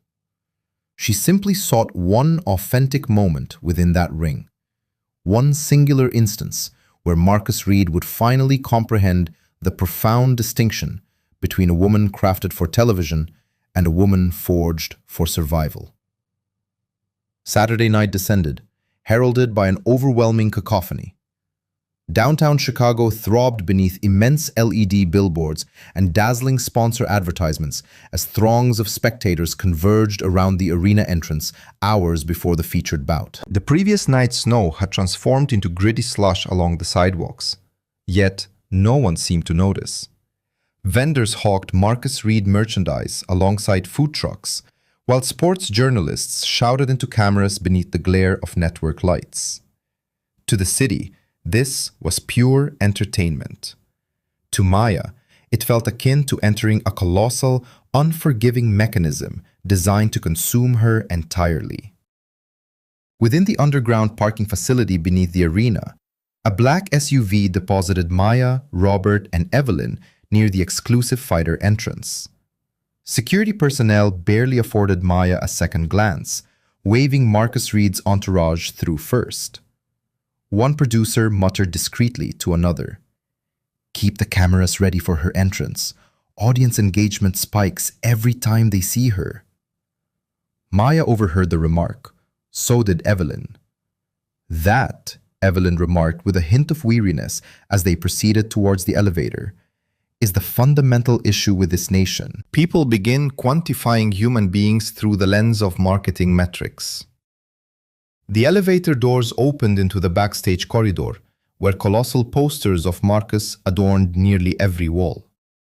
America's champion, the face of modern boxing. One last round final event. Maya also noticed a subtle alteration. Her own promotional image had been revised once more. The latest poster now depicted her with a nervous expression, juxtaposed against Marcus's confident stance. Someone had deliberately darkened the lighting around her eyes, aiming to enhance an appearance of exhaustion. Evelyn halted her stride. Oh, that's utterly revolting. Robert slowly moved his head in a negative motion. They're actually manipulating reality as it happens, right now. Maya observed the promotional material silently for a handful of moments before proceeding further down the corridor. Strangely, a sense of indignation, rather than awkwardness, now filled her as she viewed it. Within the confines of the fighter preparation area, production assistants were in constant motion between the makeup stations and the camera apparatus, while screens across the room displayed replays of commentary from earlier in the evening. One pundit erupted in laughter on a monitor. Look, the entire situation is a compelling narrative, but ultimately, truth prevails. Marcus Reed isn't merely a champion, he's an established figurehead. A fellow commentator offered a nod of agreement. Maya Williams possesses tenacity, but tenacity cannot overcome sheer experience. Evelyn immediately silenced the television. A junior assistant approached with trepidation, presenting a sheaf of documents. Miss Williams, prior to your entrance, we require your signature on updated media consent forms. Maya briefly examined the pile. Updated. Merely standard adjustments. Evelyn accepted the documents first. Her countenance immediately hardened. These are not mere revisions, she stated icily. This introduces expanded proprietary rights concerning her likeness. The assistant appeared uneasy. Legal counsel requested we proceed with haste. Robert adjusted his spectacles. Permit me to surmise, they intend to retain usage of recorded material even after this evening concludes. The assistant averted his gaze. Evelyn returned the documents, unacknowledged. Inform legal to cease and desist. The young woman seemed almost relieved as she departed. Maya sat composedly near the mirror while the makeup artists busied themselves with other combatants in adjacent chambers. She could discern the approaching throng above them, already chanting Marcus's moniker through the ceiling. Marcus, Marcus, Marcus. The sound reverberated through the arena like distant thunder. Robert settled beside her with deliberate slowness. Are you feeling apprehensive? Maya gazed intently at her reflection. A modicum, perhaps. A faint smile touched her lips. You and Evelyn possess a peculiar interpretation of encouragement. Robert reclined with caution. Apprehension signifies an understanding of potential repercussions. Overconfident individuals cease to perceive such repercussions. Across the corridor, a sudden outburst of cheering arose. Marcus Reed had entered the backstage area. Even without direct observation, Maya could sense the immediate shift in the atmosphere. Production personnel adjusted their stances. Assistants moved with increased urgency. Individuals maintained more guarded smiles. That represented influence, not the genuine variety, but the ostentatious kind. Moments later, Marcus proceeded past the open doorway of the preparation chamber, accompanied by his management team, corporate sponsors, and camera operators documenting behind-the-scenes content for the network's special feature. He was attired in a pristine designer tracksuit, accented with gold embellishments, and sophisticated headphones rested around his neck. Cameras followed his every move as reporters posed inquiries. Then, Marcus's attention was drawn to Maya, seated within the preparation room. He halted his stride. The hallway instantly fell silent. Marcus deliberately removed the headphones from his neck and offered a smile upon noticing her older boxing gloves resting beside the chair. Did you truly bring those? He inquired nonchalantly. That demonstrates a profound dedication to the underdog persona. No one in his entourage responded with laughter this time. Maya looked up serenely. Are you feeling anxious? The question carried unexpected weight. Marcus offered another smile, but this one appeared marginally strained at the edges. No, I am bewildered. He advanced closer to the doorway. Most individuals would have absented themselves following the events of the press conference. Maya held his gaze. Most individuals are not me for a fleeting instant. Neither made a move. The cameras positioned behind Marcus continued their recording. Evelyn immediately observed his posture. His shoulders appeared to relax after his smile. Precisely akin to the recorded footage, Marcus gestured gently towards Maya's gloves. "Do you comprehend the core of your challenge?" he questioned. "You still perceive this confrontation as a personal matter?" He shook his head slowly. "This is commerce." Maya responded quietly. "What transpired at that press conference was business. This evening is personal." Several individuals in the hallway exchanged uneasy glances. Marcus emitted a soft, nasal laugh. "You persist in believing you're validating something?" Maya slowly rose from her seat, her demeanor calm rather than aggressive. "That constitutes the divergence between us," she stated. "I ceased to concern myself with public perception of me yesterday." For the first time since their encounter, Marcus hesitated before responding. It lasted a mere fraction of a second, but Maya registered it. The subtle pause, the flicker of uncertainty. A producer swiftly intervened, interposing themselves with a forced smile. "All right, let's reserve the intensity for the cameras, everyone." Marcus regarded Maya one final time before retreating back into the throng of the hallway. "Savor the present moment while it endures," he conveyed quietly. "People cease championing narratives like yours with alarming rapidity." He then departed, enveloped by cameras and applause. Yet, something had demonstrably shifted. Robert also perceived it. "That young man doesn't appear as at ease tonight," he remarked softly. Evelyn offered a singular nod, her expression no longer reflecting shame.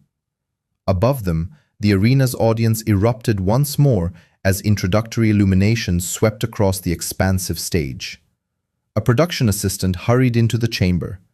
10 minutes until your ring walk." Maya resumed her seat slowly, her pulse now resonating more forcefully within her chest. No longer trepidation, but concentration. She tightened the worn gloves around her hands as the collective voice upstairs roared Marcus Reed's name beneath a multitude of flashing lights. And for the very first time since this entire ordeal commenced, Maya Williams comprehended that she was no longer stepping into that squared circle as part of someone else's narrative.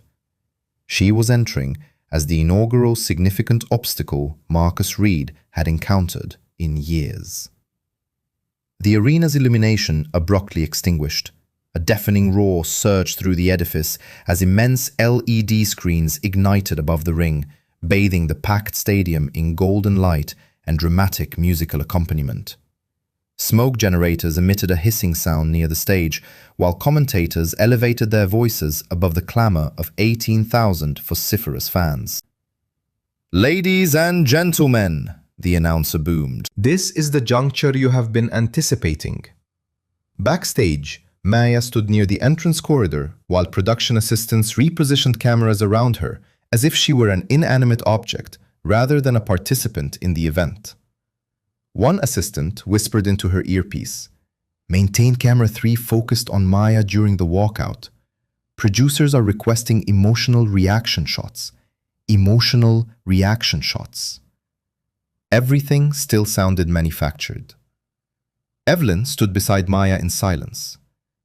"Do you recall my counsel?" Maya responded with a single nod. "Disregard the crowd's sentiment." Evelyn fixed her gaze directly upon Maya. "Do not contend against the persona they have fabricated. Confront the individual standing before you." Robert gently squeezed Maya's shoulder before receding towards the backstage seating area designated for trainers and family. "You have already endured the most arduous segment," he stated softly. Maya's brow furrowed slightly. "What was that?" Robert cast a glance toward the thunderous arena, implying that those individuals held the authority to define her identity. The announcer's voice thundered once more, introducing first from the Southern District of Chicago. The audience's response was inconsistent, a mix of cheers, chuckles, and some individuals chanting "Clown Girl" loudly enough for nearby cameras to capture. Maya inhaled slowly, then proceeded forward through the corridor. The lights immediately assailed her.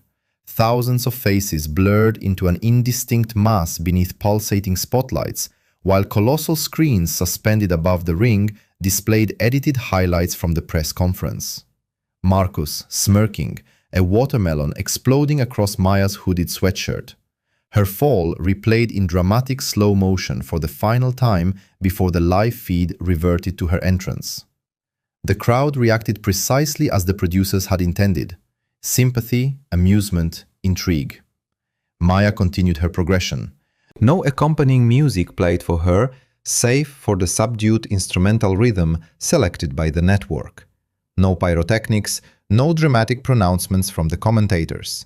Merely a young black woman entering an arena filled with individuals who already anticipated her defeat. Somewhere within the crowd, a voice shouted, "Go home, sweetheart." Another voice bellowed, "Marcus is going to obliterate this narrative in a single round." Maya ascended through the ropes with composure and occupied her position within the ring for the initial instance that evening. Brilliant white spotlights blazed overhead. The canvas beneath her footwear felt softer than the venerable floors of Carter Gymnasium. She directed her gaze toward the opposing corridor. Then, the music shifted. The arena detonated with sound. Marcus Reed emerged onto the stage amidst a cascade of golden sparks, while immense columns of fire erupted adjacent to the entrance ramp. Cameras immediately encircled him as commentators almost shrieked over one another. There he is, the embodiment of contemporary boxing, the undefeated Marcus Reed.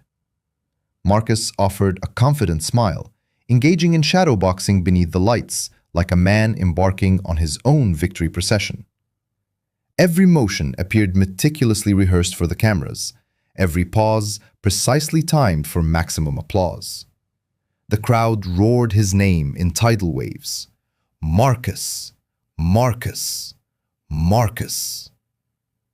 Within the ring, Maya observed him intently, not emotionally, but technically, precisely as Evelyn had instructed. Marcus bounced lightly on his feet as he advanced toward the ring. However, Maya detected the same anomaly once more. Following every confident smirk, his shoulders relaxed. A half-second interval. A minuscule vulnerability.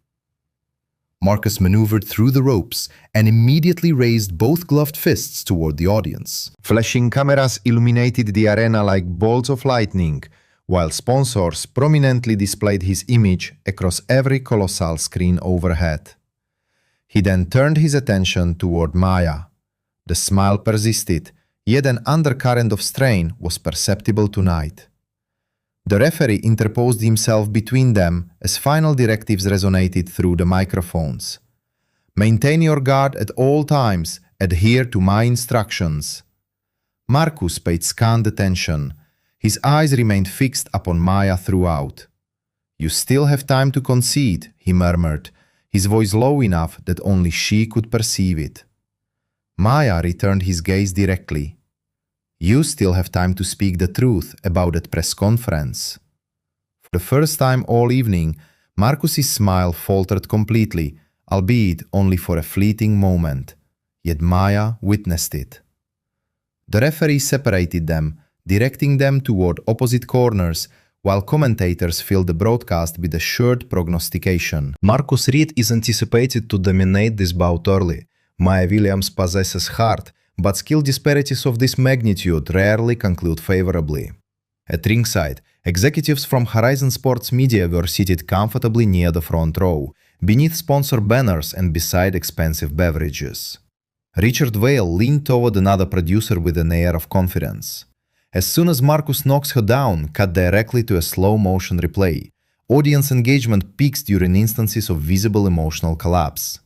The producer offered a nod while consulting rating projections on a tablet. None of them noticed Evelyn observing from across the arena.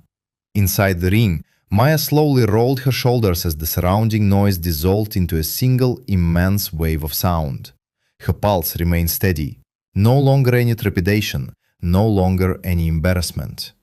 Opposite her, Marcus bounced lightly near the ropes while cameras circled his corner, capturing close-up shots. The announcer's voice boomed through the arena one final time. From Chicago, he raised the microphone dramatically. Let's get this fight underway. The bell chimed. Marcus moved instantaneously, swift, aggressive, precisely as the televised narrative had anticipated. The crowd roared as he advanced, delivering rapid jabs toward Maya's defensive posture, while commentators lauded his speed. There's the champion's assertive pressure. Maya was already retreating, but she was not panicking. She continued to move with measured calm, assessing the distance. Marcus unleashed another sharp combination, formulated more for asserting dominance than inflicting damage. The audience was captivated. Maya observed another detail. Every time Marcus registered a loud crowd reaction, he intensified his efforts, striving to captivate them. Precisely as Evelyn had stated. Another swift combination followed: jab, cross, left hook. Marcus then offered a brief smile toward the cameras as he readjusted his stance. And there it was again, the subtle shoulder drop, the minuscule vulnerability, a half-second duration. Maya perceived it with absolute clarity. Marcus Reed was not fighting as a man defending himself. He was performing invincibility for the world to witness. And for the very first time since this entire spectacle began, Maya Williams grasped something terrifyingly straightforward. The champion had no inkling that she had abandoned her assigned role the moment she had risen to her feet after her fall on that stage. Marcus advanced once more with another rapid combination, his gloves slicing crisply through the brilliant arena lights, while the crowd roared with every half-step Maya retreated. "That's the pressure," one commentator exclaimed with excitement. "Marcus Reed is already dictating the tempo." The audience responded precisely as the producers had orchestrated. Every aggressive maneuver from Marcus elicited applause. Every defensive action from Maya generated tension from ringside. Richard Vale offered a confident smile as he monitored the live audience metrics updating on his tablet. "Perfect," he murmured. "Maintain a tight camera focus on Maya's face. We want viewers to feel overwhelmed by her experience." Inside the ring, Maya could no longer distinctly discern any of it. The cacophony had begun to meld, not disappearing, but losing its significance. Marcus stepped in aggressively again, delivering a sharp jab toward Maya's guard, before following with a right cross intended to push her back toward the ropes. Maya slipped sideways instead, not with sufficient speed to launch an offensive, but with enough agility to catch him by surprise. Marcus readjusted immediately, though the smile gracing his features appeared thinner now. "You move with greater proficiency than the television portrayal suggested," he muttered quietly. Maya continued to circle. "You also deceive more effectively than I had anticipated." Marcus's jaw tightened almost imperceptibly. The spectators likely perceived this as verbal sparring. In actuality, they were assessing each other. Marcus delivered another combination. Jab, jab, right cross again. Maya observed it. The shoulder dip, the minute opening that followed. A half second, but not yet. Evelyn leaned forward from her position in the corner, outside the ropes. "Cease admiring the opportunity," she advised calmly. "Have faith in it." Maya inhaled slowly through her nostrils. Across from her, the crowd chanted his name again. "Marcus! Marcus! Marcus!" Every shout seemed to infuse him with energy. Every cheer compelled him to exert greater effort. Another aggressive surge commenced. This time, Marcus deliberately cornered Maya near the ropes before unleashing a wider hook aimed at her guard. The audience erupted. "That's the way!" one commentator exclaimed. "That's championship resolve." Marcus offered a brief smile toward the cameras following the exchange, and once again, the shoulder dipped. A half second. Maya's eyes narrowed slightly. Marcus immediately detected a shift in her expression. Not fear, but recognition. as if he suddenly understood that she had been studying him throughout the entire engagement. "Do you presume you have deciphered something?" he inquired quietly while circling. Maya offered no reply. That perturbed him more profoundly. From the exclusive VIP section in the front row, several Horizon executives exchanged nervous glances. "She is more composed than the projections indicated," one producer muttered. Richard Vale frowned, his gaze remaining fixed on the ring. "Marcus will conclude this shortly." Back within the confines of the ropes, Marcus attacked again. With increased velocity now and less emphasis on performance, more on palpable frustration. The punches landed with sufficient sharpness to compel Maya to retreat across the canvas. While commentators relentlessly lauded Marcus's aggression, Maya observed another subtle alteration. The more refined her defensive tactics became, the more emotionally charged Marcus's fighting style grew. His respiration became marginally shallower, his shoulders tensed prior to launching combinations, and each time the crowd reacted vociferously, he pursued more impactful moments rather than strategically sound ones. Evelyn discerned it instantly. "There," she remarked softly from the corner. "He's reverting to performance." Robert leaned forward in his seat beside her. "He doesn't even realize he's becoming desperate." Then it occurred. Marcus stepped forward with another powerful right cross, conceived more for visual impact on television than for actual effectiveness. The crowd rose to their feet, anticipating a decisive blow. However, this time, Maya did not retreat. She stepped forward, albeit subtly. The movement startled Marcus sufficiently to widen his eyes for a half second. Maya then deftly evaded the punch with perfect timing. The arena collectively gasped, not because she had struck him, but because she was no longer exhibiting fear. Marcus recovered with alacrity and retreated before she could fully counter, but the ambient noise from the crowd immediately transformed. The prevailing sense of confidence within the arena fractured ever so slightly. One commentator faltered mid-sentence. "Well, Maya Williams is certainly appearing more poised than many had anticipated this evening." Another offered a nervous chuckle. "Marcus may simply be taking his time, but even television cannot entirely conceal what individuals have just witnessed." The champion had missed, and the underdog had navigated through the pressure rather than succumbing to it. Marcus now regarded Maya with diminished amusement in his expression. "Are you attempting to humiliate me?" he inquired quietly. Maya rolled her shoulders once. "You introduced us to that concept initially." For the first time all evening, Marcus ceased smiling entirely. The bell rang, concluding the round before either combatant could make another move. The crowd erupted instantaneously, while commentators filled the broadcast with dramatic analysis. What an intriguing opening round! Marcus Reed clearly dominant in the early stages, yet Maya Williams demonstrates surprising composure. As Maya returned to her corner, she observed a peculiar phenomenon unfolding throughout the arena. People were no longer laughing, not with the same frequency as before. Some continued to vociferously support Marcus. Most still anticipated his victory, but the overall atmosphere had perceptibly shifted.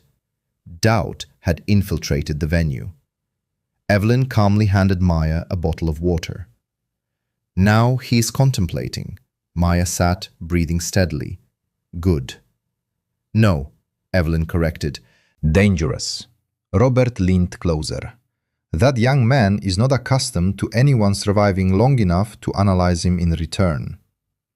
Across the ring, Marcus occupied his stool while his trainers spoke rapidly around him, yet he paid them scant attention. His gaze remained fixed on Maya.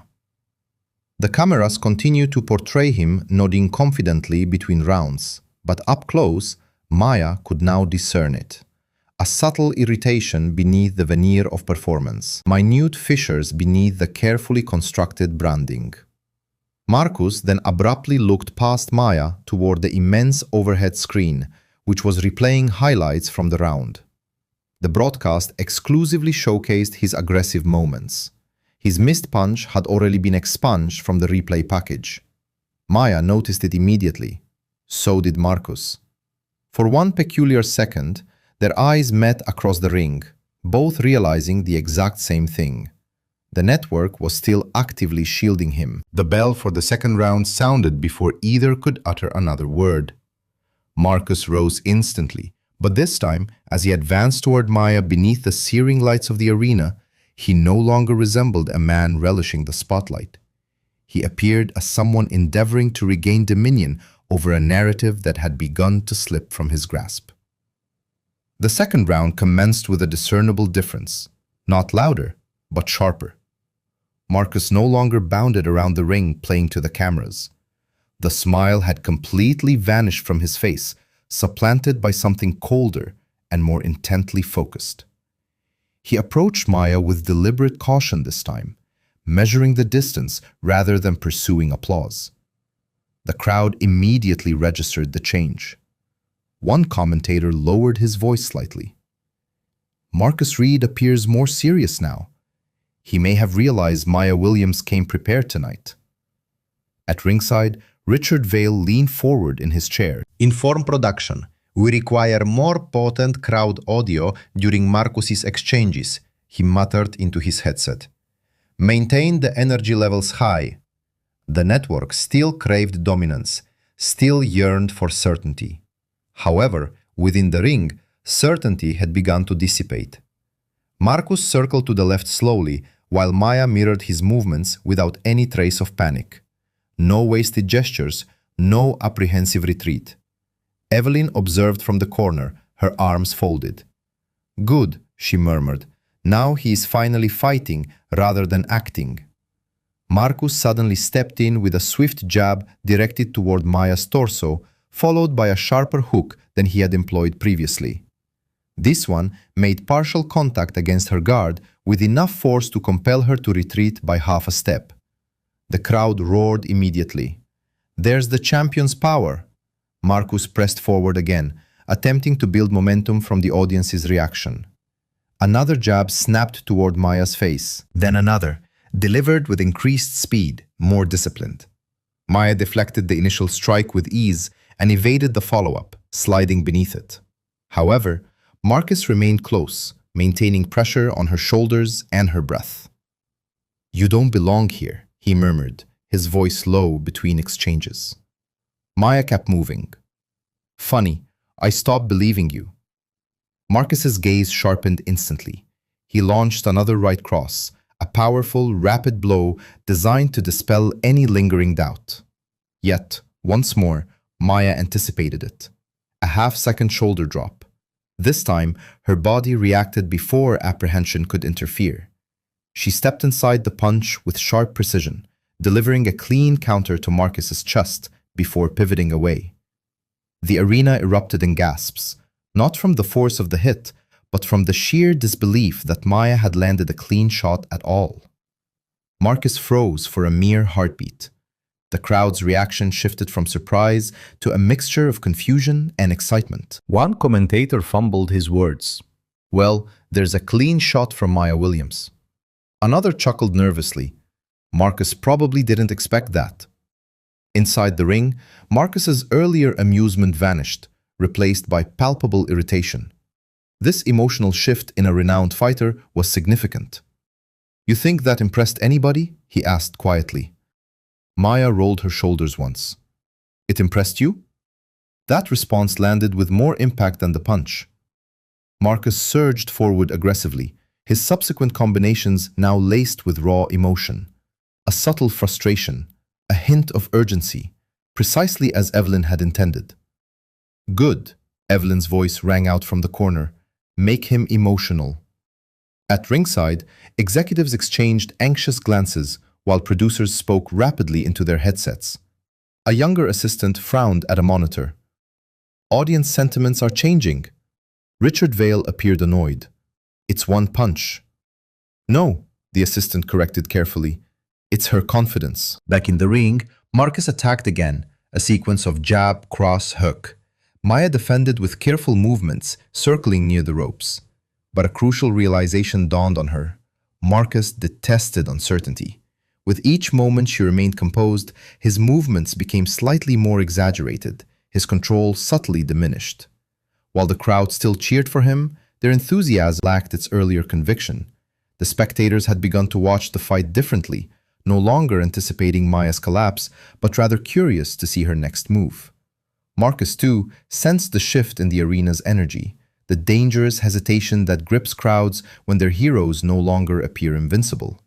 His attacks intensified, driven by greater force and diminished patience. "Do you truly believe these people respect you?" he snapped, launching another flurry of punches. "They're cheering because they anticipate a tragedy." Maya slipped sideways with fluid grace. And you're afraid they might enjoy mine less than yours. Marcus missed another hook. A fleeting opening, a half second.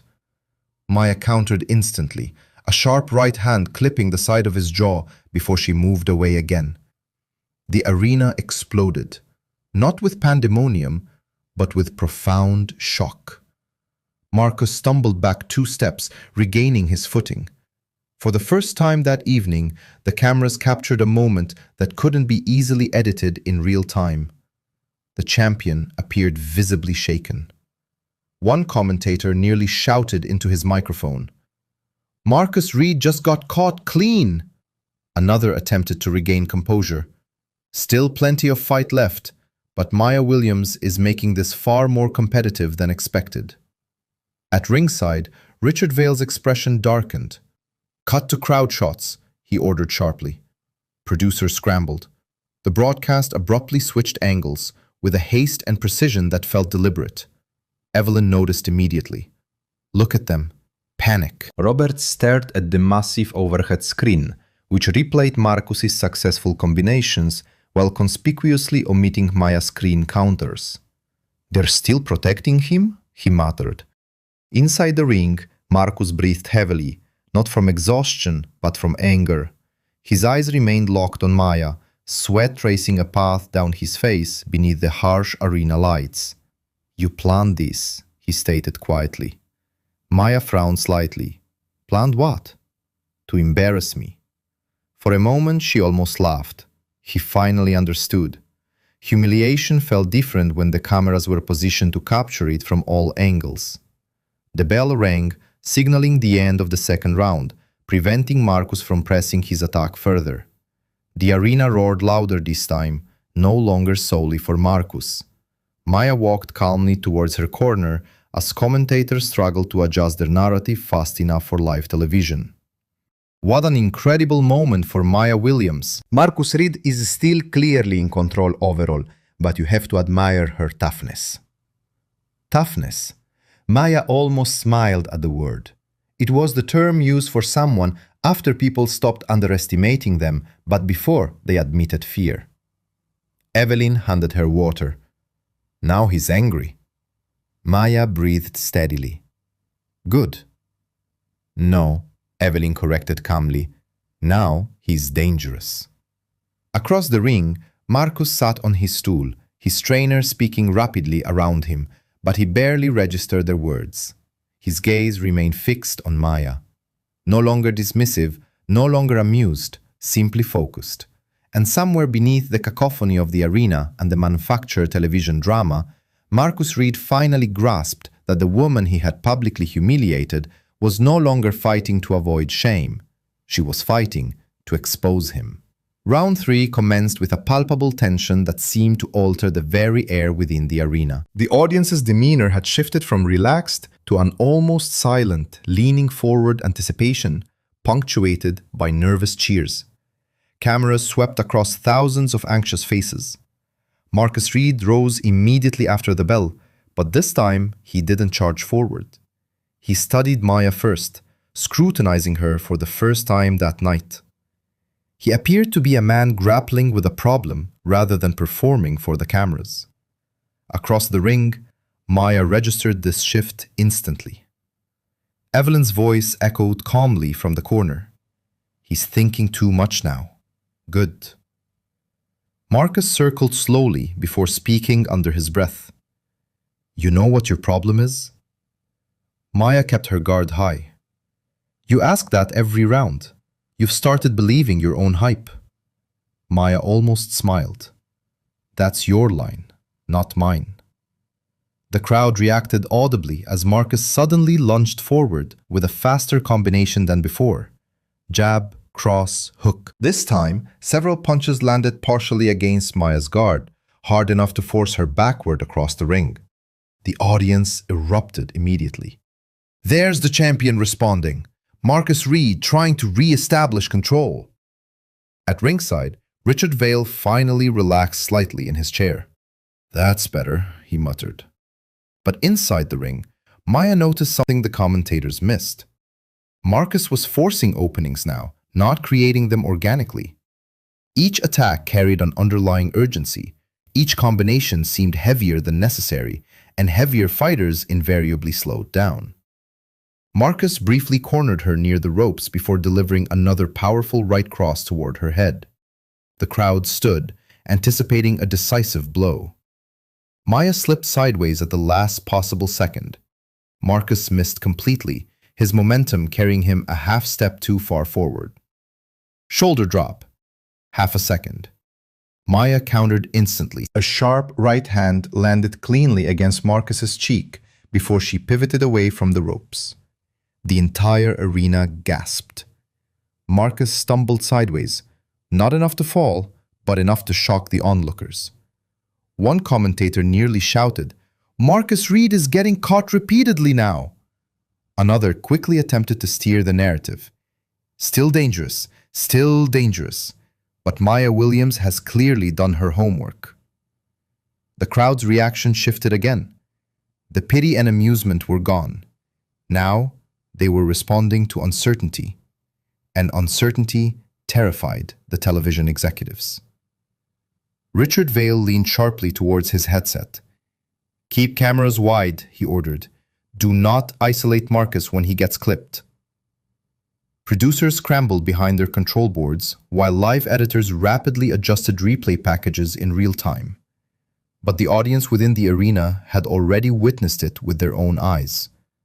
Marcus Reed looked vulnerable within the ring. Marcus wiped sweat from beneath one eye, his gaze fixed on Maya with undisguised irritation. "Now you think they'll love you after this?" he asked quietly. "That's not how this works." Maya circled carefully. "I stopped needing them to." That response struck him harder than the punch. Marcus rushed forward again, too emotional, too eager to regain control. Evelyn saw it instantly from the corner. Marcus launched another aggressive combination designed for spectacle, a powerful right cross, a significant crowd reaction, a decisive finish. Exactly what the network desired. However, Maya no longer reacted like the frightened woman from the press conference. She moved inside the attack. The movement was almost too swift to register. Marcus threw the right cross. His shoulder dropped. Half a second, Maya drove forward sharply, landing a clean counter straight across Marcus's jaw before pivoting away cleanly. The sound echoed louder than anticipated through the arena. Marcus froze. Then his knees buckled. The building erupted, not with cheers, but with shock. Pure shock. Marcus crashed sideways against the ropes before falling heavily onto the canvas amidst thousands of screaming voices. For one unbelievable second, the entire arena held its breath. The undefeated champion stared upward, blinking beneath the lights as the referee rushed forward. "Oh my God!" one commentator exclaimed. "Marcus Reed is down!" Another voice cut through the disbelief. "Nobody expected this." At ringside, Richard Vale stood so quickly his chair nearly tipped over. "That's impossible," one producer whispered. But inside the ring, reality no longer adhered to production schedules. Marcus slowly pushed himself upward, breathing heavily, while the crowd roared louder than ever. Their support was no longer unified. It was divided, confused. Some screamed for Marcus, others because they had just witnessed the narrative unravel live on national television. Maya stood silently across the ring, watching him rise. No celebration, No taunts, just calm. And somehow, that calm unsettled the audience even more. The referee checked Marcus carefully before allowing the fight to continue. Marcus nodded aggressively, despite the redness spreading across his jaw. But something fundamental had shifted. His confidence had vanished. Now he looked angry, human, embarrassed. He charged forward recklessly after the restart, desperately trying to erase what had just happened before the audience fully processed it. That desperation made him sloppier. Maya remained patient. Another combination came from Marcus, wild this time, overly emotional, rushed. Maya slipped outside the final punch and countered cleanly again. Marcus lost his balance completely. The bell rang, ending the round before he could regain momentum. The arena descended into absolute chaos. Commentators shouted over one another as replay screens finally showed the knockdown from multiple angles, too quickly for producers to fully control. At ringside, Horizon executives looked horrified. One older sponsor representative leaned toward Richard Vale. "You told us this girl was harmless." Richard didn't respond, because across the arena, thousands of people had already stopped seeing Maya Williams as the embarrassing underdog from the press conference. They were now viewing her as something far more dangerous, someone the system had failed to keep contained. The arena never fully recovered after the knockdown. Even during the break between rounds, the atmosphere felt unstable, as if thousands of people were realizing they had been following the wrong storyline all along. Commentators continued speaking rapidly, striving for a confident tone, while replay screens flashed clips of Maya's counterpunch from various angles. Atmedia looked pale under the arena lights. One producer whispered nervously, "Social media sentiment has just flipped." Richard Vale did not respond immediately. He stared at the ring as numbers updated across his tablet screen faster than his team could manage. Marcus Exposed was trending nationwide, as was Maya Williams. No longer Clown Girl, no longer a sympathy storyline, just her name. Inside the ring, Marcus sat breathing heavily on the stool, trainers applying ice to the side of his jaw. "You need to stay disciplined," one coach muttered urgently. "Stop chasing knockouts." Marcus barely listened. His eyes remained fixed on Maya across the ring. For the first time in years, people were looking at him differently. Not as a champion, but as a man who could lose. And that terrified him more than physical pain ever could.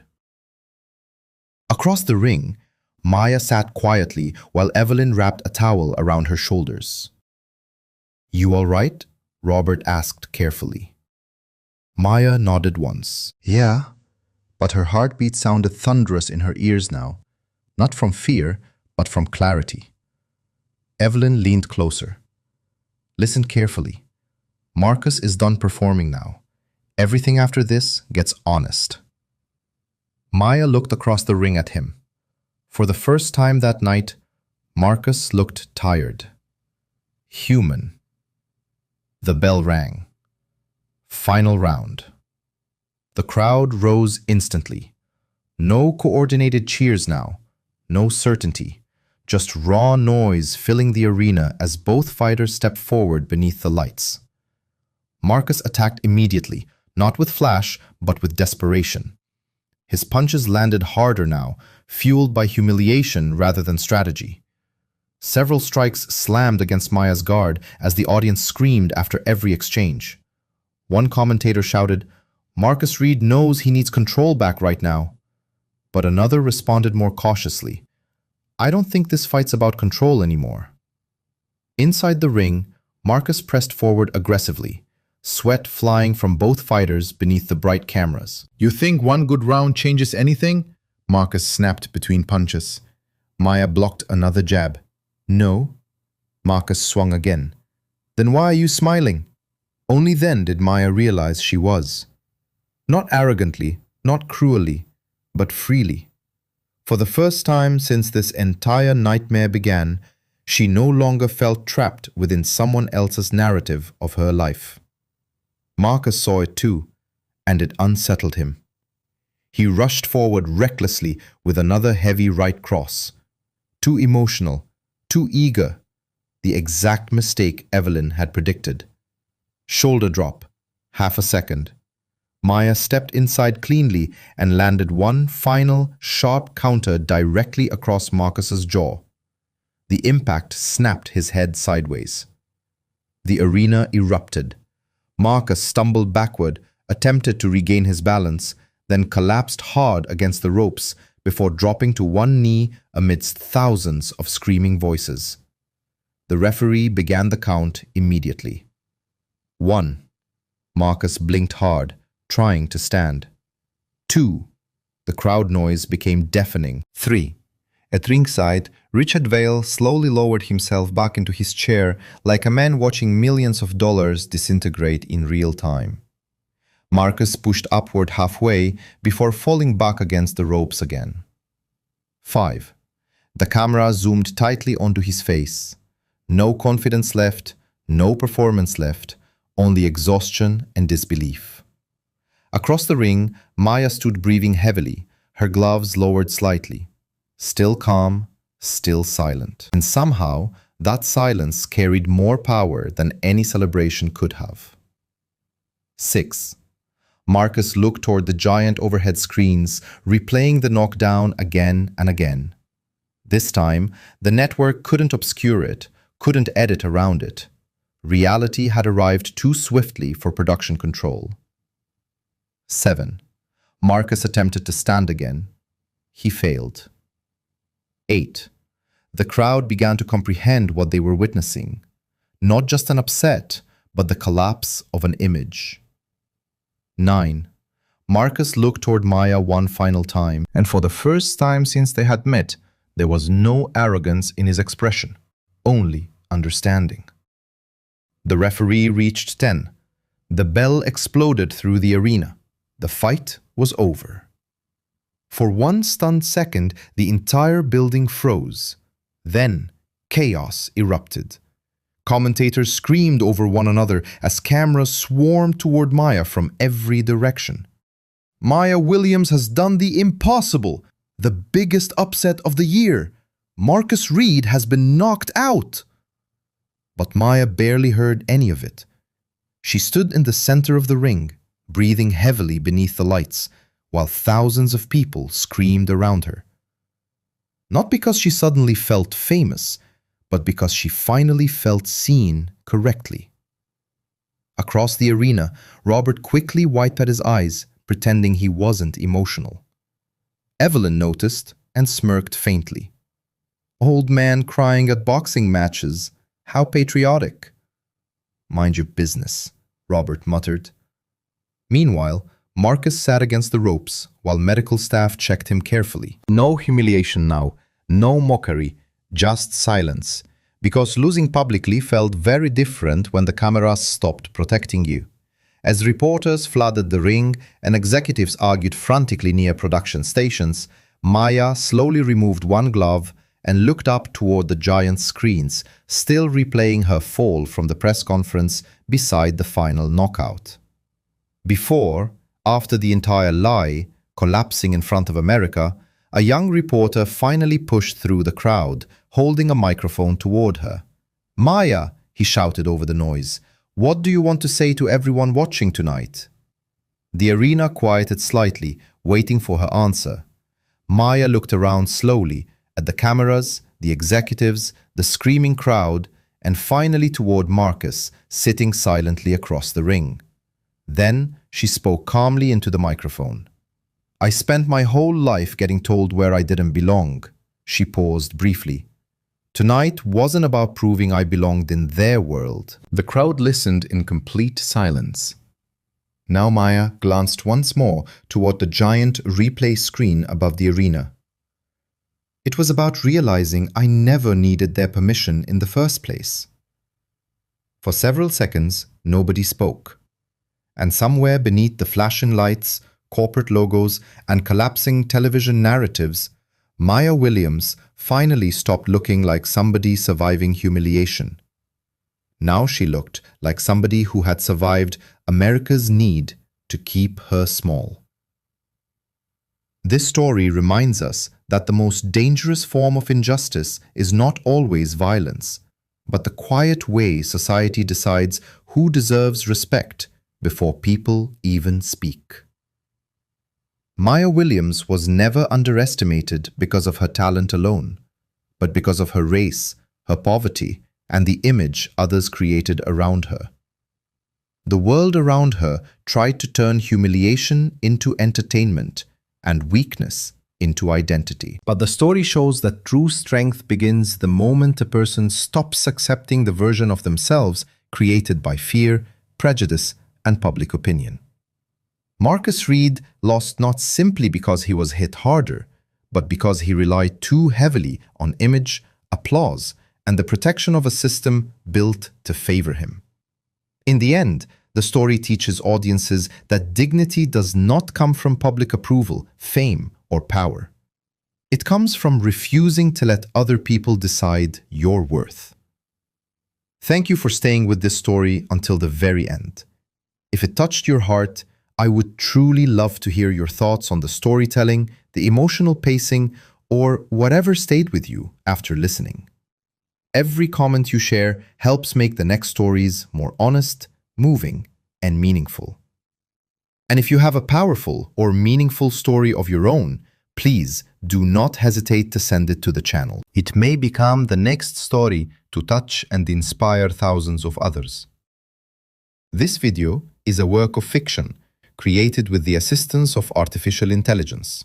All characters, events, and situations are not real and do not represent any actual people or true stories.